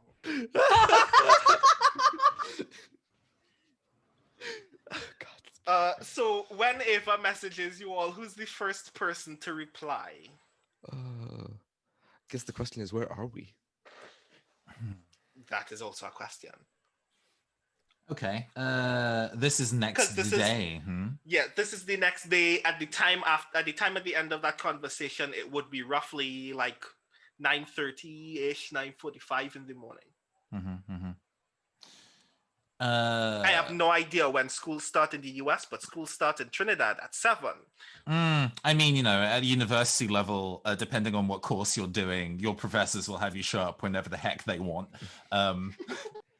A 3-hour lecture at 9 a.m. Sure, that's normal. That's a human thing to do. I'm glad my actual course had relatively low contact hours. That doesn't sound not normal. That sounded very normal for my experience in university. Yeah. For us, classes were like usually started anywhere between like 8 and 5, but some were evening. my major was lucky in that like we scheduled our classes for my specific class like major after 9:30. Mm. But I mean, later I'll show you all an image of what my first year schedule looked like. Green was where classes were, and it's pretty much just a big block of green from 8 to 5. Oh boy! But if you allow me, River, I quite like the idea of that coffee meeting. Hasn't quite happened yet. At the time that this particular moment occurs, Oliver is already in the coffee shop as their phone face down vibrates on the table, and they like kind of with disdain kind of look at their phone and go, oh yeah, that. And they glance upwards and see River entering into the cafe and Ding, ding, push ding. the bang out of their face and go, oh, good morning. Hi. Coffee first. Sure. River goes to buy a coffee. Have you seen the message on your phone at this point as well? River has not yet. She doesn't have her phone. Well, she has her phone on vibrate, but unfortunately, all of her notifications are on vibrate, which means she gets a lot of notifications, which means she ignores a lot of notifications. Mm-hmm. I know that feel. Mhm. I think a Miss Perone is trying to get her attention, by the way. Ah. She takes out her phone and takes a look. Oh. So, okay. Let's say she has her coffee and she sits down with you. Do you have a coffee with you? Yeah. Oliver got here a little bit before you, I think. Probably coincidentally. I don't think he necessarily plotted to beat you here. Okay. So she wants us to meet up again? Would it be rude if we asked if it was at her place again, you think? Oh, you enjoyed her cooking? Oh, very much so, but also it's a good sitting place. It did have a charm, and her daughter's actually surprisingly friendly. Friendly, Sure. I mean, all moody teenagers are moody teenagers, but deep down, I think she was just interested in making some new friends. She certainly had a life of her own. But yeah, anyways, I have a lecture at 10:30, so do you want to make this a weekly thing? That sounds nice. It would be a nice alternative to I think it was established that he was being press ganged into taking tennis lessons. Be a nice alternative to the things I'm doing in my free time. He says, kind of like pushing the like sports bag underneath his chair more, entirely uninterested in doing that thing. Yes, let's please talk about music instead. Anything else. So yeah. I won't keep you for now. I don't know how intense your classes are. We should also give Nagmat a message. So you say the name and Nahmet, who is on campus, and who 100% like knows y'all are here and just but wanders in like, oh hey, I didn't expect to see the two of you here. Well, yeah, we go to school here. Well, yeah, but I mean, just didn't figure that I'd run into both of you at the same time in this coffee shop. What a coincidence! Did y'all see the message by Ava? Indeed. I guess life is full of small coincidences. Oh, funny that. There's a weird energy between you two. You get that moment of like a lightning bolt between Oliver's eyes. Yeah, River doesn't 100% get it. So yeah, there's a weird energy between you two. Do you say that out loud? Yep. I don't know what you're talking about. Oh, it's nothing. I think it's just well, when two how is it when in that one famous video game when two musicians' eyes meet, they have to battle. That's the rules. Oh, okay. So are we gonna take this to the park or something?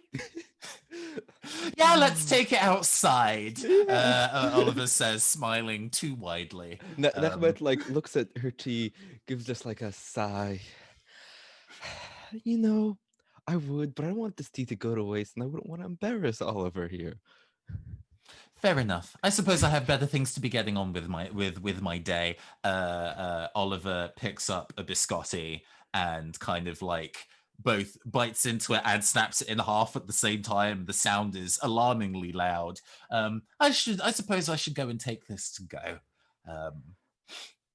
It's been a pleasure seeing you both again. I suppose I'll see you next when we all speak to Ms. Perron. Yes, and if not, I'll see you here again next week. Mm-hmm. Have a great day, you two. Bye. Did Oliver grab his bag with him of sports gear? Yeah, So, yeah. We pick up the entire Cool. the set and kind of make our way out.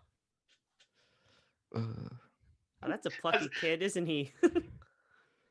So I want to ask, just to make sure, has anyone replied to Ava's message yet? Yeah, River said, "Shall we meet at your place?" Yeah, I think I assume Nachmat saw River's response and was like, "Oh, cool." I don't have to respond. Nice. There is this they like, sure, don't make a scene, because apparently I'm on the watch thanks to the video.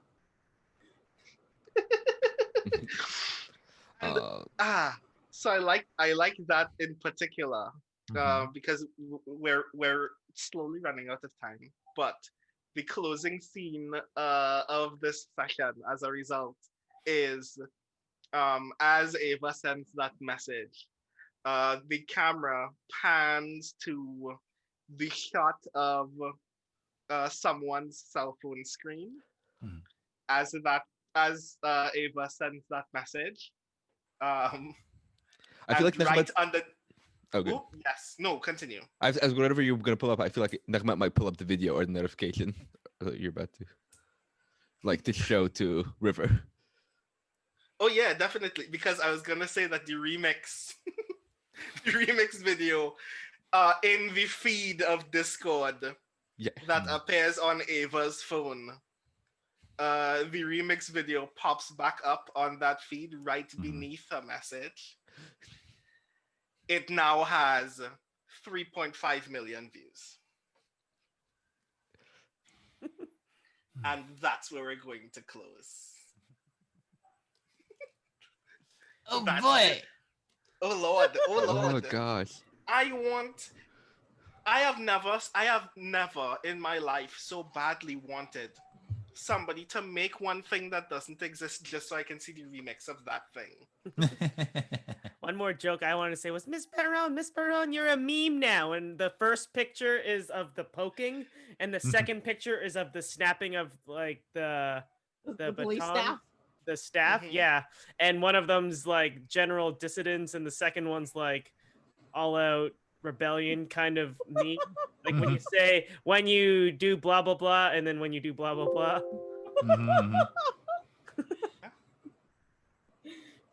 Like one of the memes in that photo format is when Ava is just like just poking the cop. The text reads, when your mother asked you to do chores. And then the other one when Ava breaks the staff under her foot, the text for that one is, when your mother thinks that you're doing the chores wrong. Oh my god. Yeah. I feel that in my soul. Oh wow! Thank you so much for joining me on this wildness. It's tight. It's tight. This is wild. I love it a lot. I love where we're headed. The development of tension between Oliver and Nachmat is not where I envisioned this going at the start of today's session, but I love it. I live for it. I'm gonna be real with you. I had no intention for that to become as intense as it was. I just wanted to relay information. I didn't know Oliver was going to I think it's perfect. with that information, and I love it. You decided to tell somebody who's really competent with computers and hacking that their phone's been hacked. He's pissed. Yeah. And Here's then they information that you deserve to know. and then they, Oh gosh, yeah. and that No, that person made it decided fun. to I love that. confront a chronic liar with the information, but without admitting to having the information, which is just Mhm. Oh yeah, this is Like, this is going to reach this an could- emotional fever pitch, which you yeah. know, Like I in- feel like if you had outright said it, it would have gone a lot different. But because you gave a chronic liar an out to lie, Mhm. Yeah. It's only the right thing to do. If you're the person who's gonna lie, I need to Mhm. encourage you to find that. Yeah, play to your outs at all times. Thank you so much again for joining me on yet another session of Soundclash, the Clampdown. Mhm. I again have been your stage manager, Brandon O'Brien. My pronouns are he, him, or they, them. This is a game that I made. Well, I'm still making. Lots of parts of it are still missing. But yeah, I would now like to ask my cast to introduce themselves and talk about what they're also working on and where we can find them, starting with Valeria. Hi guys, my name is Valeria Villavicencio. If you recall, I use she/her pronouns.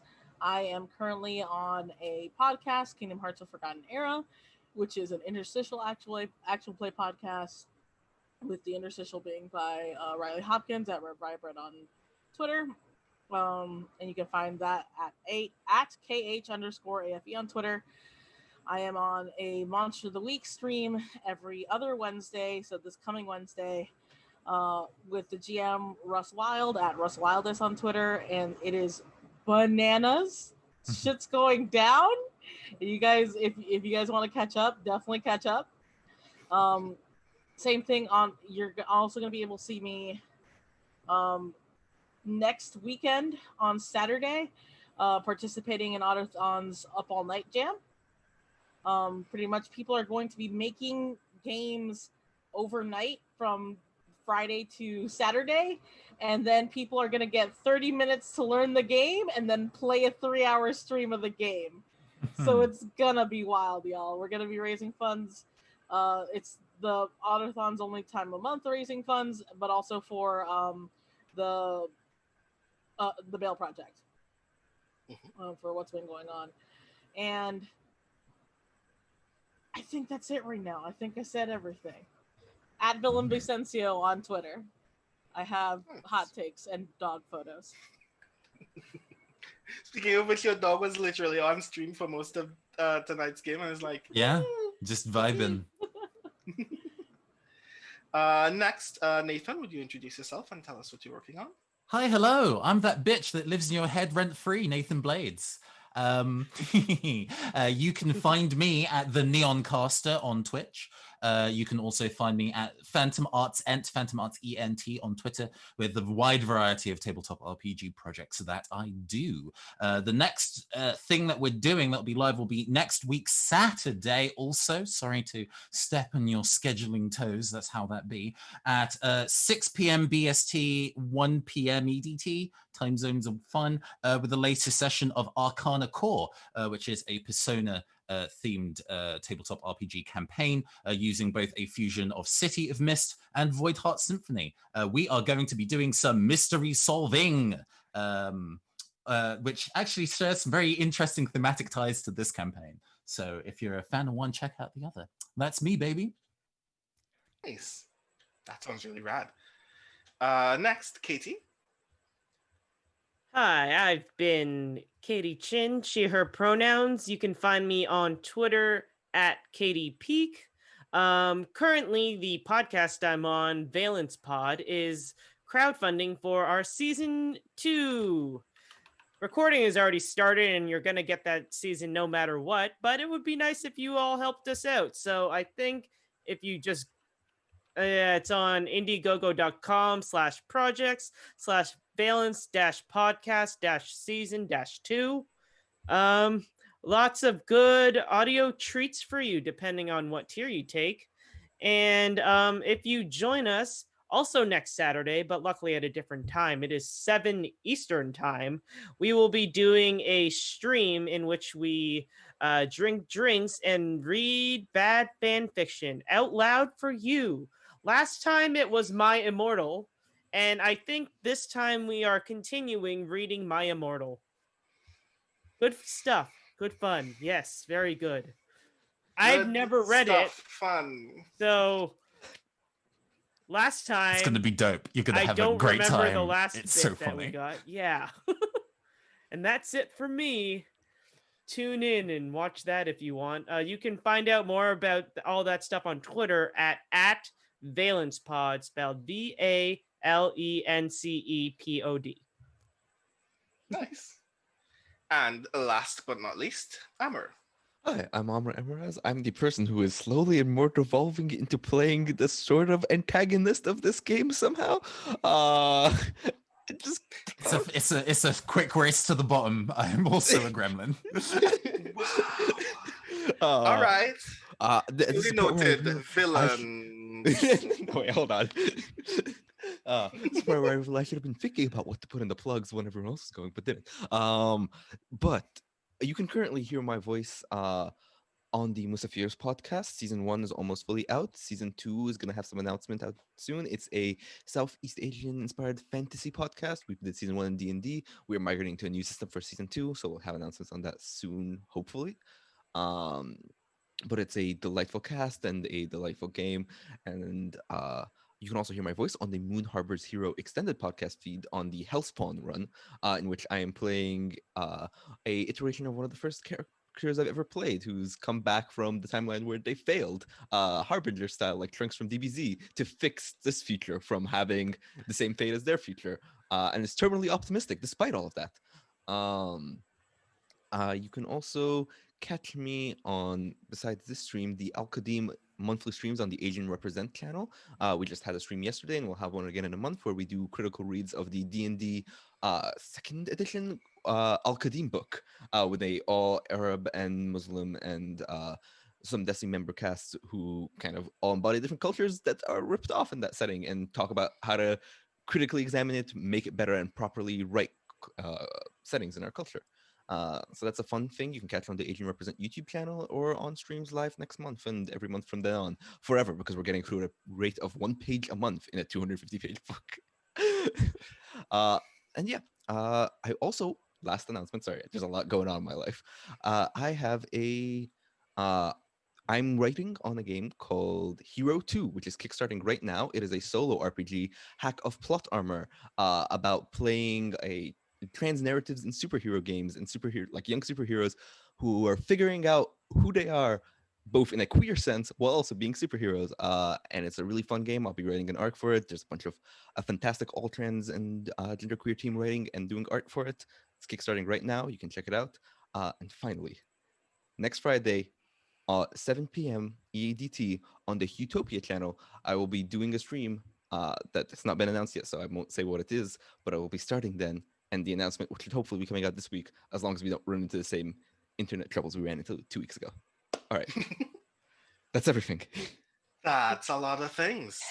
Many of which I'm already really excited about because that Hero 2 Kickstarter actually looks really dope. And I also have a lot of feelings, obviously, about Utopia because I think that its existence in the Twitch space is genuinely really valuable. So yeah, those are all really neat. Thank you all again. As for me, I rule Sundays on this channel. I'm sure Greg will be really upset when I keep saying that. But I would just like to remind you all that I will be back on this channel, twitch.tv/ArvanEleron, next week Sunday for this month's session of Blades in the Dark, the Case of the Cindered Seal, which was postponed a couple of weeks ago for reasons.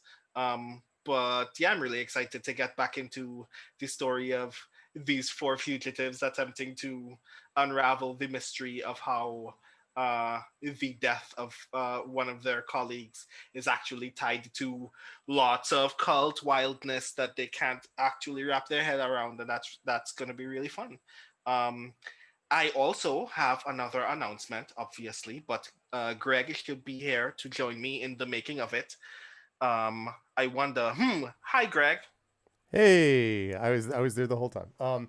So Is Greg there? yeah, I was because I was listening to the amazing Greg's stuff. not muted anymore, but that- I don't know if Greg's there. Like I saw Greg unmute, and I'm still not hearing anything, and I'm worried. You're not hearing me? Really? Check 2. 1, 2, 3. You Oh, have no. fully absorbed Greg. Greg is you now, and you are Greg. Can you chat have all the power. So chat can Oh hear God, me. I our can't. stream can hear I him, but shouldn't we have can't. all the power. I definitely Sunday, shouldn't Greg. have all the.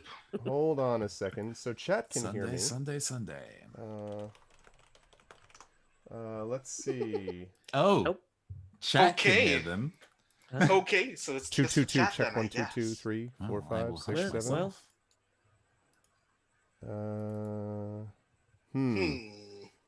That's Yeah. not great. And then we just disappeared. Yeah, I very know. briefly. Hang on. Let's see. Now I wonder if they can still hear us, even though they cannot see us. Yeah, they can still. They should. Chat. You can still hear them, and they Is can this the still point hear where I you. turn on Oh, voice mod everything's and make lagged. ghost sounds? I don't understand Oh. why I can't. We That's could really be weird. ruining everything Greg is saying right now. Check That's 2, like- 3, 4, 5, Yes. 6. Ah, there we go. Hello. Hi, That's really weird. I just unmuted myself and it Yay. was nothing. I'm like, wait, what? And chat's like, what? We're there. I was like, what? I can't hear.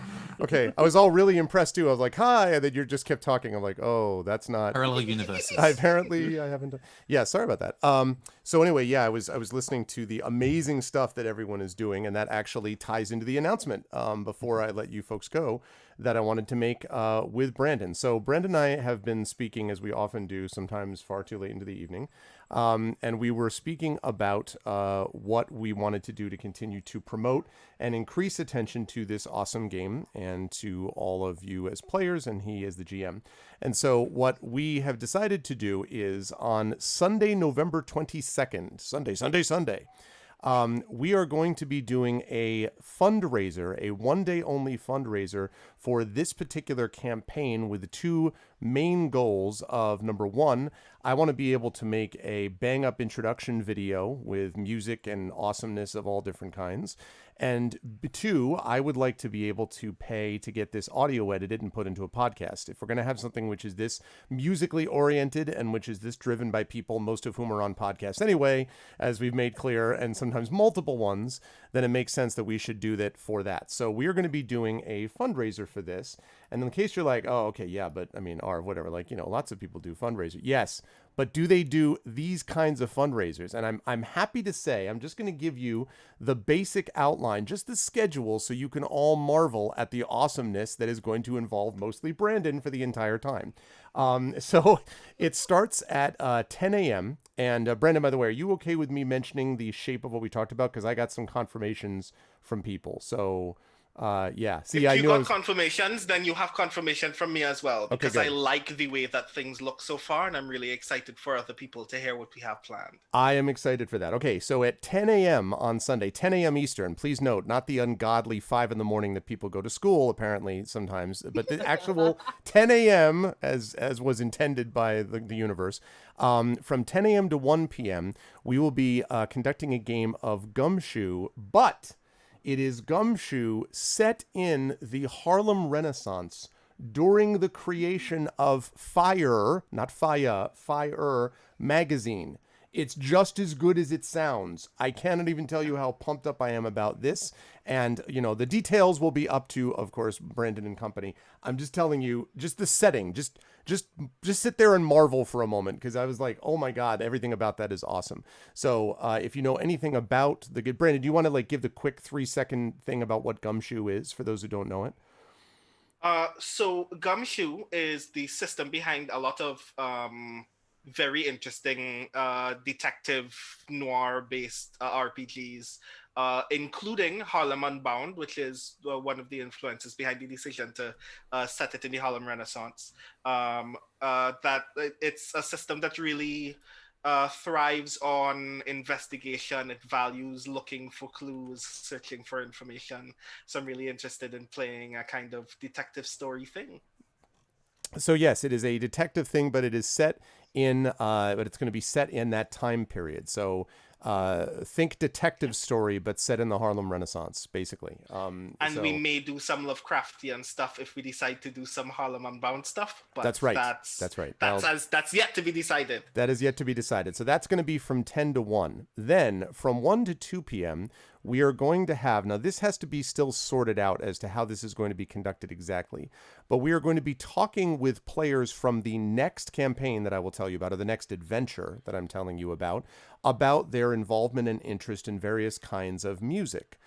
And the reason we're going to be doing that is because the goals that we're going to set for the milestone goals have, at certain intervals, when we reach a certain amount raised, chat will have the opportunity to require one or more of the players in that discussion to do a rap at the time based on a subject chosen by chat. So chat is going to give a choice of these things, and the person will have to write out a rap with music provided by a DJ whose name is because I haven't found them yet. But I will get that person. I will find them eventually. So it's basically, yes, it's going to be improv, and the players will know this ahead of time, so they will be aware of what hellscape away. I mean, they will know of how awesome this is going to be when it comes down. So that's going to be from 1 to 2. From 2 to 5, we will be doing a Tales from the Loop session, and if you haven't played Tales from the Loop, it is amazing. But there is a twist. Brandon, do you want to tell them the twist of this Tales from the Loop? The twist is that, unlike like the cover to cover Tales from the Loop that has its own setting and its own weird establishment about the lore of its own world. Definitely cool in its own way, by the way. But which is definitely cool and definitely rad, and you should play that world. I want to play a game of Tales from the Loop set in the world of the Clampdown. Haha, yeah, that's right. So there is going to be that that's going to be happening. Then so I'm very pumped up about that. Then from 5 to 6, we will have a second one of those discussion with players from the next thing I'm about to tell you about. And with that new set of players, they will also be talking about their interest and involvement in music. And during that time, if we reach the proper milestone goals, again, chat will have the chance to get them to do a rap based upon, something that chat chooses. And in case people are too worried, I will be coming up with the basic options, so chat will not be able to be overly trolly, although I love my chat anyway, and I'm sure it will be fine. But just in case anyone was nervous, this is not going to be something that's, offensive or horrific. So, and then they're going to lead us to the last session of the evening, which will be a game session for 2 hours. And here's the thing that I have the confirmation from. The last 2 hours will be a game of Negocias Infernales, which is the new game being designed by Carlos Hernandez and C.S.E. Cooney. I have play tested this at Boscone. It is badass as hell, and there is a Roll20 API for it. So people will be actually able to do this. And Brandon was like, can you get them? I'm like, I'll get them. So I talked to Carlos. He's like, yeah, all right, I'll do it. So Carlos and Claire are going to be doing this. And essentially, the way the game works is you have a set of cards which you draw, which create you as a particular individual within the Spanish court. During the, I believe it is 1500s. And the twist is that you have been given certain powers by people that people think of as demons, but are in fact aliens that have come down to Earth and have given you in the Spanish court various powers. Then a lot of it unfolds like For the Queen, if you played that, or these sorts of narrative games. It's just 100% Carlos is all I'm going to say. Like, if you know Carlos at all, who's a good friend of this channel, a good friend of mine, this is just him, like in card form is what I would say. It's amazing. Yeah. There is amazing art, and that is going to be wrapping up the evening. So from 10 to 8, Brandon is going to be on. I may or may not play one of these games, it's possible, but Brandon is going to be on from 10 to 8, and we're going to be raising money for the very good cause of trying to get stuff for the Soundclash campaign. And again, as I said, those are those 2 goals, but we have other goals that we're hoping to get there as well. And the last thing I'll say, and then I'll shut up about it. I'm sorry I'm talking so long, but I wanted the players to be here for this too.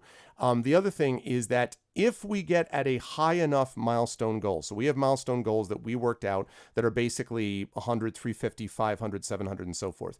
If we shoot the moon, right? If it goes nuts, crazy go nuts, and we hit $2,000, which is crazy go nuts. But let's just say, if we hit that amount, we will conduct a drawing for a one-shot campaign run for 4 people by Brandon O'Brien of a choice of systems to be determined at a later point. So if you're like, wow, this is amazing, I wish Brandon O'Brien was my GM, you will have the chance to maybe win such a thing if we get up to that milestone goal. So to me, what this really is it's exciting, a chance to do it. It's exciting. It's a fun thing to do. But also, I really think that Soundclash is not only a fun game, but with this group of players is also an important game. I think it's in the moment, this is a game that we need to have.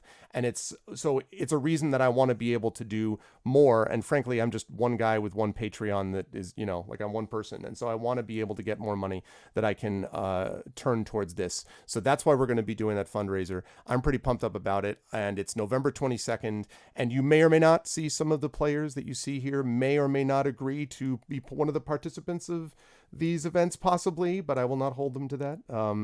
Brandon will hold them to it. I'm joking. No, it's up to them whether they want to do it.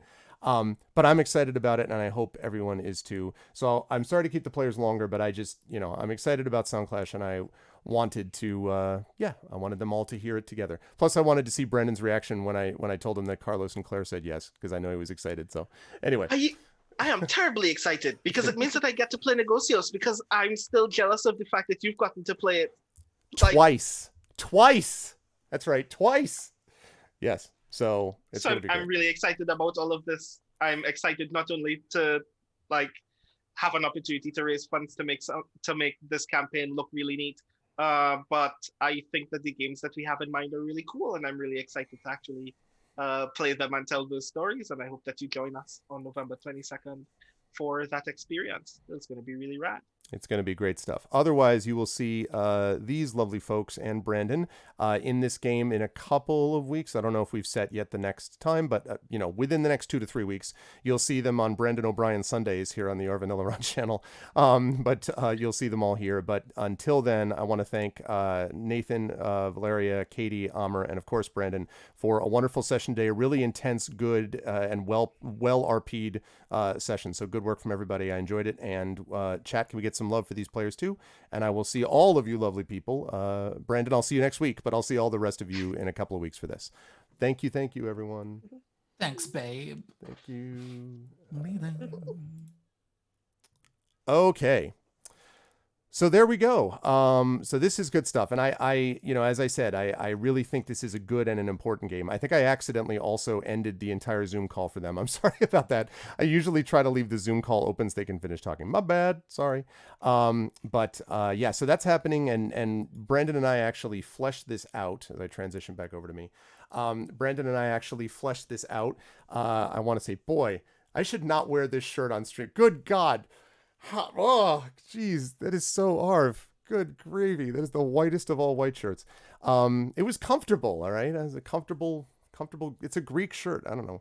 Anyway, so we sort of talked this all out on a couple of days ago, and we worked out all of the pledge levels, all of the milestone levels and everything like this. So it's good. I think that the fact that we're doing it all as a one-day thing, hopefully will be helpful. We have other stuff coming up. We're going to be talking quite a bit about the Kickstarter for the In the Moment anthology from Athos. That's something that we want to definitely help promote. We've got this coming up in November, and then we've got, obviously, my Gray Shade Kickstarter is coming up in February, but I felt like there was enough time that we put in between those things, among those things, and hopefully people wouldn't be too drained. Yes, you noticed I have a certain glow. It's the glow of the white shirt, which is somehow overriding my astonishingly white skin. Because boy. But anyway, so that's the deal with that. Thank you to the wonderful Soundclash players, and thank you to Brandon for a great game. And this was great. And I'm excited again for that fundraiser and excited for the next couple of weeks. Now, before I make the just talk about schedule and then let you folks go, I do want to mention very quickly something which I missed the first time, which is I think Garlic Tofu posted this. And do we have a command that got made? I think I saw that Hillness may have made a command for it's Clorox White. It is Clorox White for the book, for EDE Bell's book. Is that true? Because I want to make sure that we post this up there. I actually took the link anyway, so if we don't have a command, then I'll just post what I took separately. Do we have a command for that, or am I crazy and that didn't happen and I just imagined it? Do we have such a command? perhaps, maybe. Dewey, does anybody remember? Maybe not. No? Okay. All right. Well, if we don't have one, I thought I saw that we did, but maybe not. Maybe I am misremembering. Okay, maybe Hillness did. Anyway, this is what was posted before. So you may remember, I think it was last month. It would have been last month during Gen Con Online. We did a reading, Emily and I, and she read from her one. She actually read from Diamond Song, and then from a new book, which I think is Lord's Dome, if I'm not mistaken. Correct me if I'm wrong. And it is Lord's Dome. And so it is a slipstream fantasy pulp, which is available there. And she wants people to be reading it because it is an important book and a book that she is proud of, and she wants people to read it. And so obviously I also want people to read her book. So you should check out at that link at athisarts.com/product/lords-dome so that you can get a chance to check it out if you are able to order a copy. I know we had a couple of people that ordered a copy, but I think they may have ordered some Diamond Song books as opposed to the Lord's Dome book. So if you have a chance to do that, this is a book that you would like to get more out into the, zeitgeist, into the world. So if you can do that, that would be great. That is a link right there. And yeah, check it out. Athis is, first of all, Emily's a good writer. But secondly, I obviously have a deep fondness in my heart for Athis. And not only did Athis produce my Icarus and Jelinek books, which I'm extremely proud of and very happy with how they came out, but they also are doing the In the Moment anthology, which the details of that fundraiser and the Kickstarter will be doing that will be coming pretty soon. But in any case, it's a good publishing group, and so it's important for that. So yeah, this right. And the Lord's Dome is not part of the Diamond Song series. That's its own thing. It's a standalone short novel, but yeah, you should check it out, and you should read it. And I forgot to mention it before. Oh, there it is. Dodo do. That was literally the command. Why was the command dodo do? Am I missing something? Is that like what? Is there a reason that you just made it? But no, I'm glad that no, the command's great. I was just wondering why we called it dodo do. I have no complaints with it, but like, oh man, it got pulled into the command. Okay, well now it's canon. I mean now we have to stick with that. It's got to be dodo do. That's really awesome. Okay, anyway, so that's the deal with that. So dodo do is the command. I love it. Okay, so yes, you should definitely check that out. And I'm sorry I didn't mention it before, but I'm glad we got a chance to mention it now. Otherwise, I want to thank the wonderful players for a great session today. Schedule-wise, we will be back with you on Monday evening at 7 p.m. Eastern. Saad will be with you for a Grumbler's Guide to the Temple of Elemental Evil. I think actually Saad has gotten to the point where he won't just get obliterated by everything that moves. And also, so he has just gotten married in the game. So, and his wife is actually a far better fighter than anyone that he's already got in the party. So now actually maybe he's going to move a bit now that he's found the OP quality of marrying someone who can fight much better than any of his people can. So that's happening on Monday night. Tuesday, we have Adventures in Middle Earth as it continues. We have an updated introduction video, incidentally, for Adventures in Middle Earth produced by the amazing Matt Van Roon. So you'll be able to see that if you're interested at noon Eastern with Brad, with Terry, with Tren, and with Amal. I'm very excited about that. And then at 4 p.m. Eastern, we will get D&D with GOG, Storm King's Thunder over at GOG. And then on Wednesday night, we have got Community D&D with, of course, Echo Alpha X5, with Rock God, with Hoodie, with Trishy Mats, and with Shadowed Mage, of course, as your DM through the Dragon of Ice Spire Peak. Thursday, we will have off. Friday, we have got Esper Genesis, again, which is the rescheduled, no, not rescheduled, which is the second session of Esper Genesis. We had our first one last time, and then this one is the one we were supposed to have. So Esper Genesis on Friday, and that campaign is obviously heated up quite a bit. And then Saturday, as we're entering into the home stretch of Infinity and Beyond Curse of Strahd, and I think, I'm not positive, but I think there is a better than even shot that Curse of Strahd will be able to be wrapped up on October 31st, Halloween, because Halloween is a Saturday night this year, and I think there is a better than even chance that we can wrap Curse of Strahd on Halloween night. And frankly, in a pandemic, in a world in which most people aren't going to be going out trick-or-treating, in a world where we're dealing with what we're dealing with, I can think of worse things than to celebrate Halloween with the freaking conclusion of Curse of Strahd. So I'm pretty excited for that if we can do that. And that will, of course, wrap up that arc for the Infinity and Beyond crew. We will probably have a session after that, sort of some kind of a wrap-up session / a session 0 to remind people of what's going to be set up for the return to the Tyranny of Dragons world, because we're going to be playing an adventure called Palace of the Red Pasha next with the Infinity and Beyond players. And that is going to be talking about their sort of higher level. It's a high-level version, basically a high-level campaign. So we're going to be seeing what has happened to the Ryuvis and the Fifleys and the Cades and, you know, those folks of the world. So it's going to be exciting. And I can't wait to, and the Gromnirs, of course. So I can't wait to return to that. And then after that, we'll see. But I have I have one guess about, I have two guesses, but one likely thing that I think is going to be what INB is going to be doing next after that. But that's what we've got in front of us, so it's going to be great. So exactly. And my hope is that the symbolic banishment, I mean, if the party can do it, the symbolic defeat of Strahd, if they're able to do that, boy, do I hope that sets us up for the symbolic defeat of a much more important and real evil at the ballot box in the United States very shortly thereafter. So we'll see. Turning 2020 around sounds like a good thing to me. So anyway, that's what we've got planned over the next week. I'm excited about it and all that stuff. But now I got to get out of here, and I've got to go do some more class prep and all that kind of good stuff. So I am going to rise up on out, but I do want to thank everyone for being here. And I think we probably will do a raid for today. As a reminder, if you like what you saw today, please follow the channel. Check out the YouTube with !arvtube, the Discord with !arvcord, the Twitter with !arvtweets. Website is arvanillarun.com. Shop is !arvshop. Patreon is !arvtreon. Makes it possible for us to support what we do here, so please consider jumping on board for that. Then we have, last but certainly not least for that, the sub button. I think we're sitting at about 66 or so subs right now, so anything that people can do to support allows you to inspire the players and get custom sub badges and emotes and all that kind of good stuff. And so we've got that going on. And then, of course, we have the publishing stuff. Icarus for my Icarus and Jelinek graphic novels from Athos Arts. Again, retail for those is November 10th of this year. We have Library for Tales and Tomes from the Forbidden Library. That is coming out soon. The print edition of that is coming out soon, and I cannot wait to hold the print edition. I can't even tell you. We are in final proofs for that, so that should be with us finally soon. Then we have got Grayshade KS, my Grayshade Kickstarter, more details for which will be coming out in February 2nd, 2021 is the Kickstarter launch date for that, but we'll be talking more about that when we get into December and January.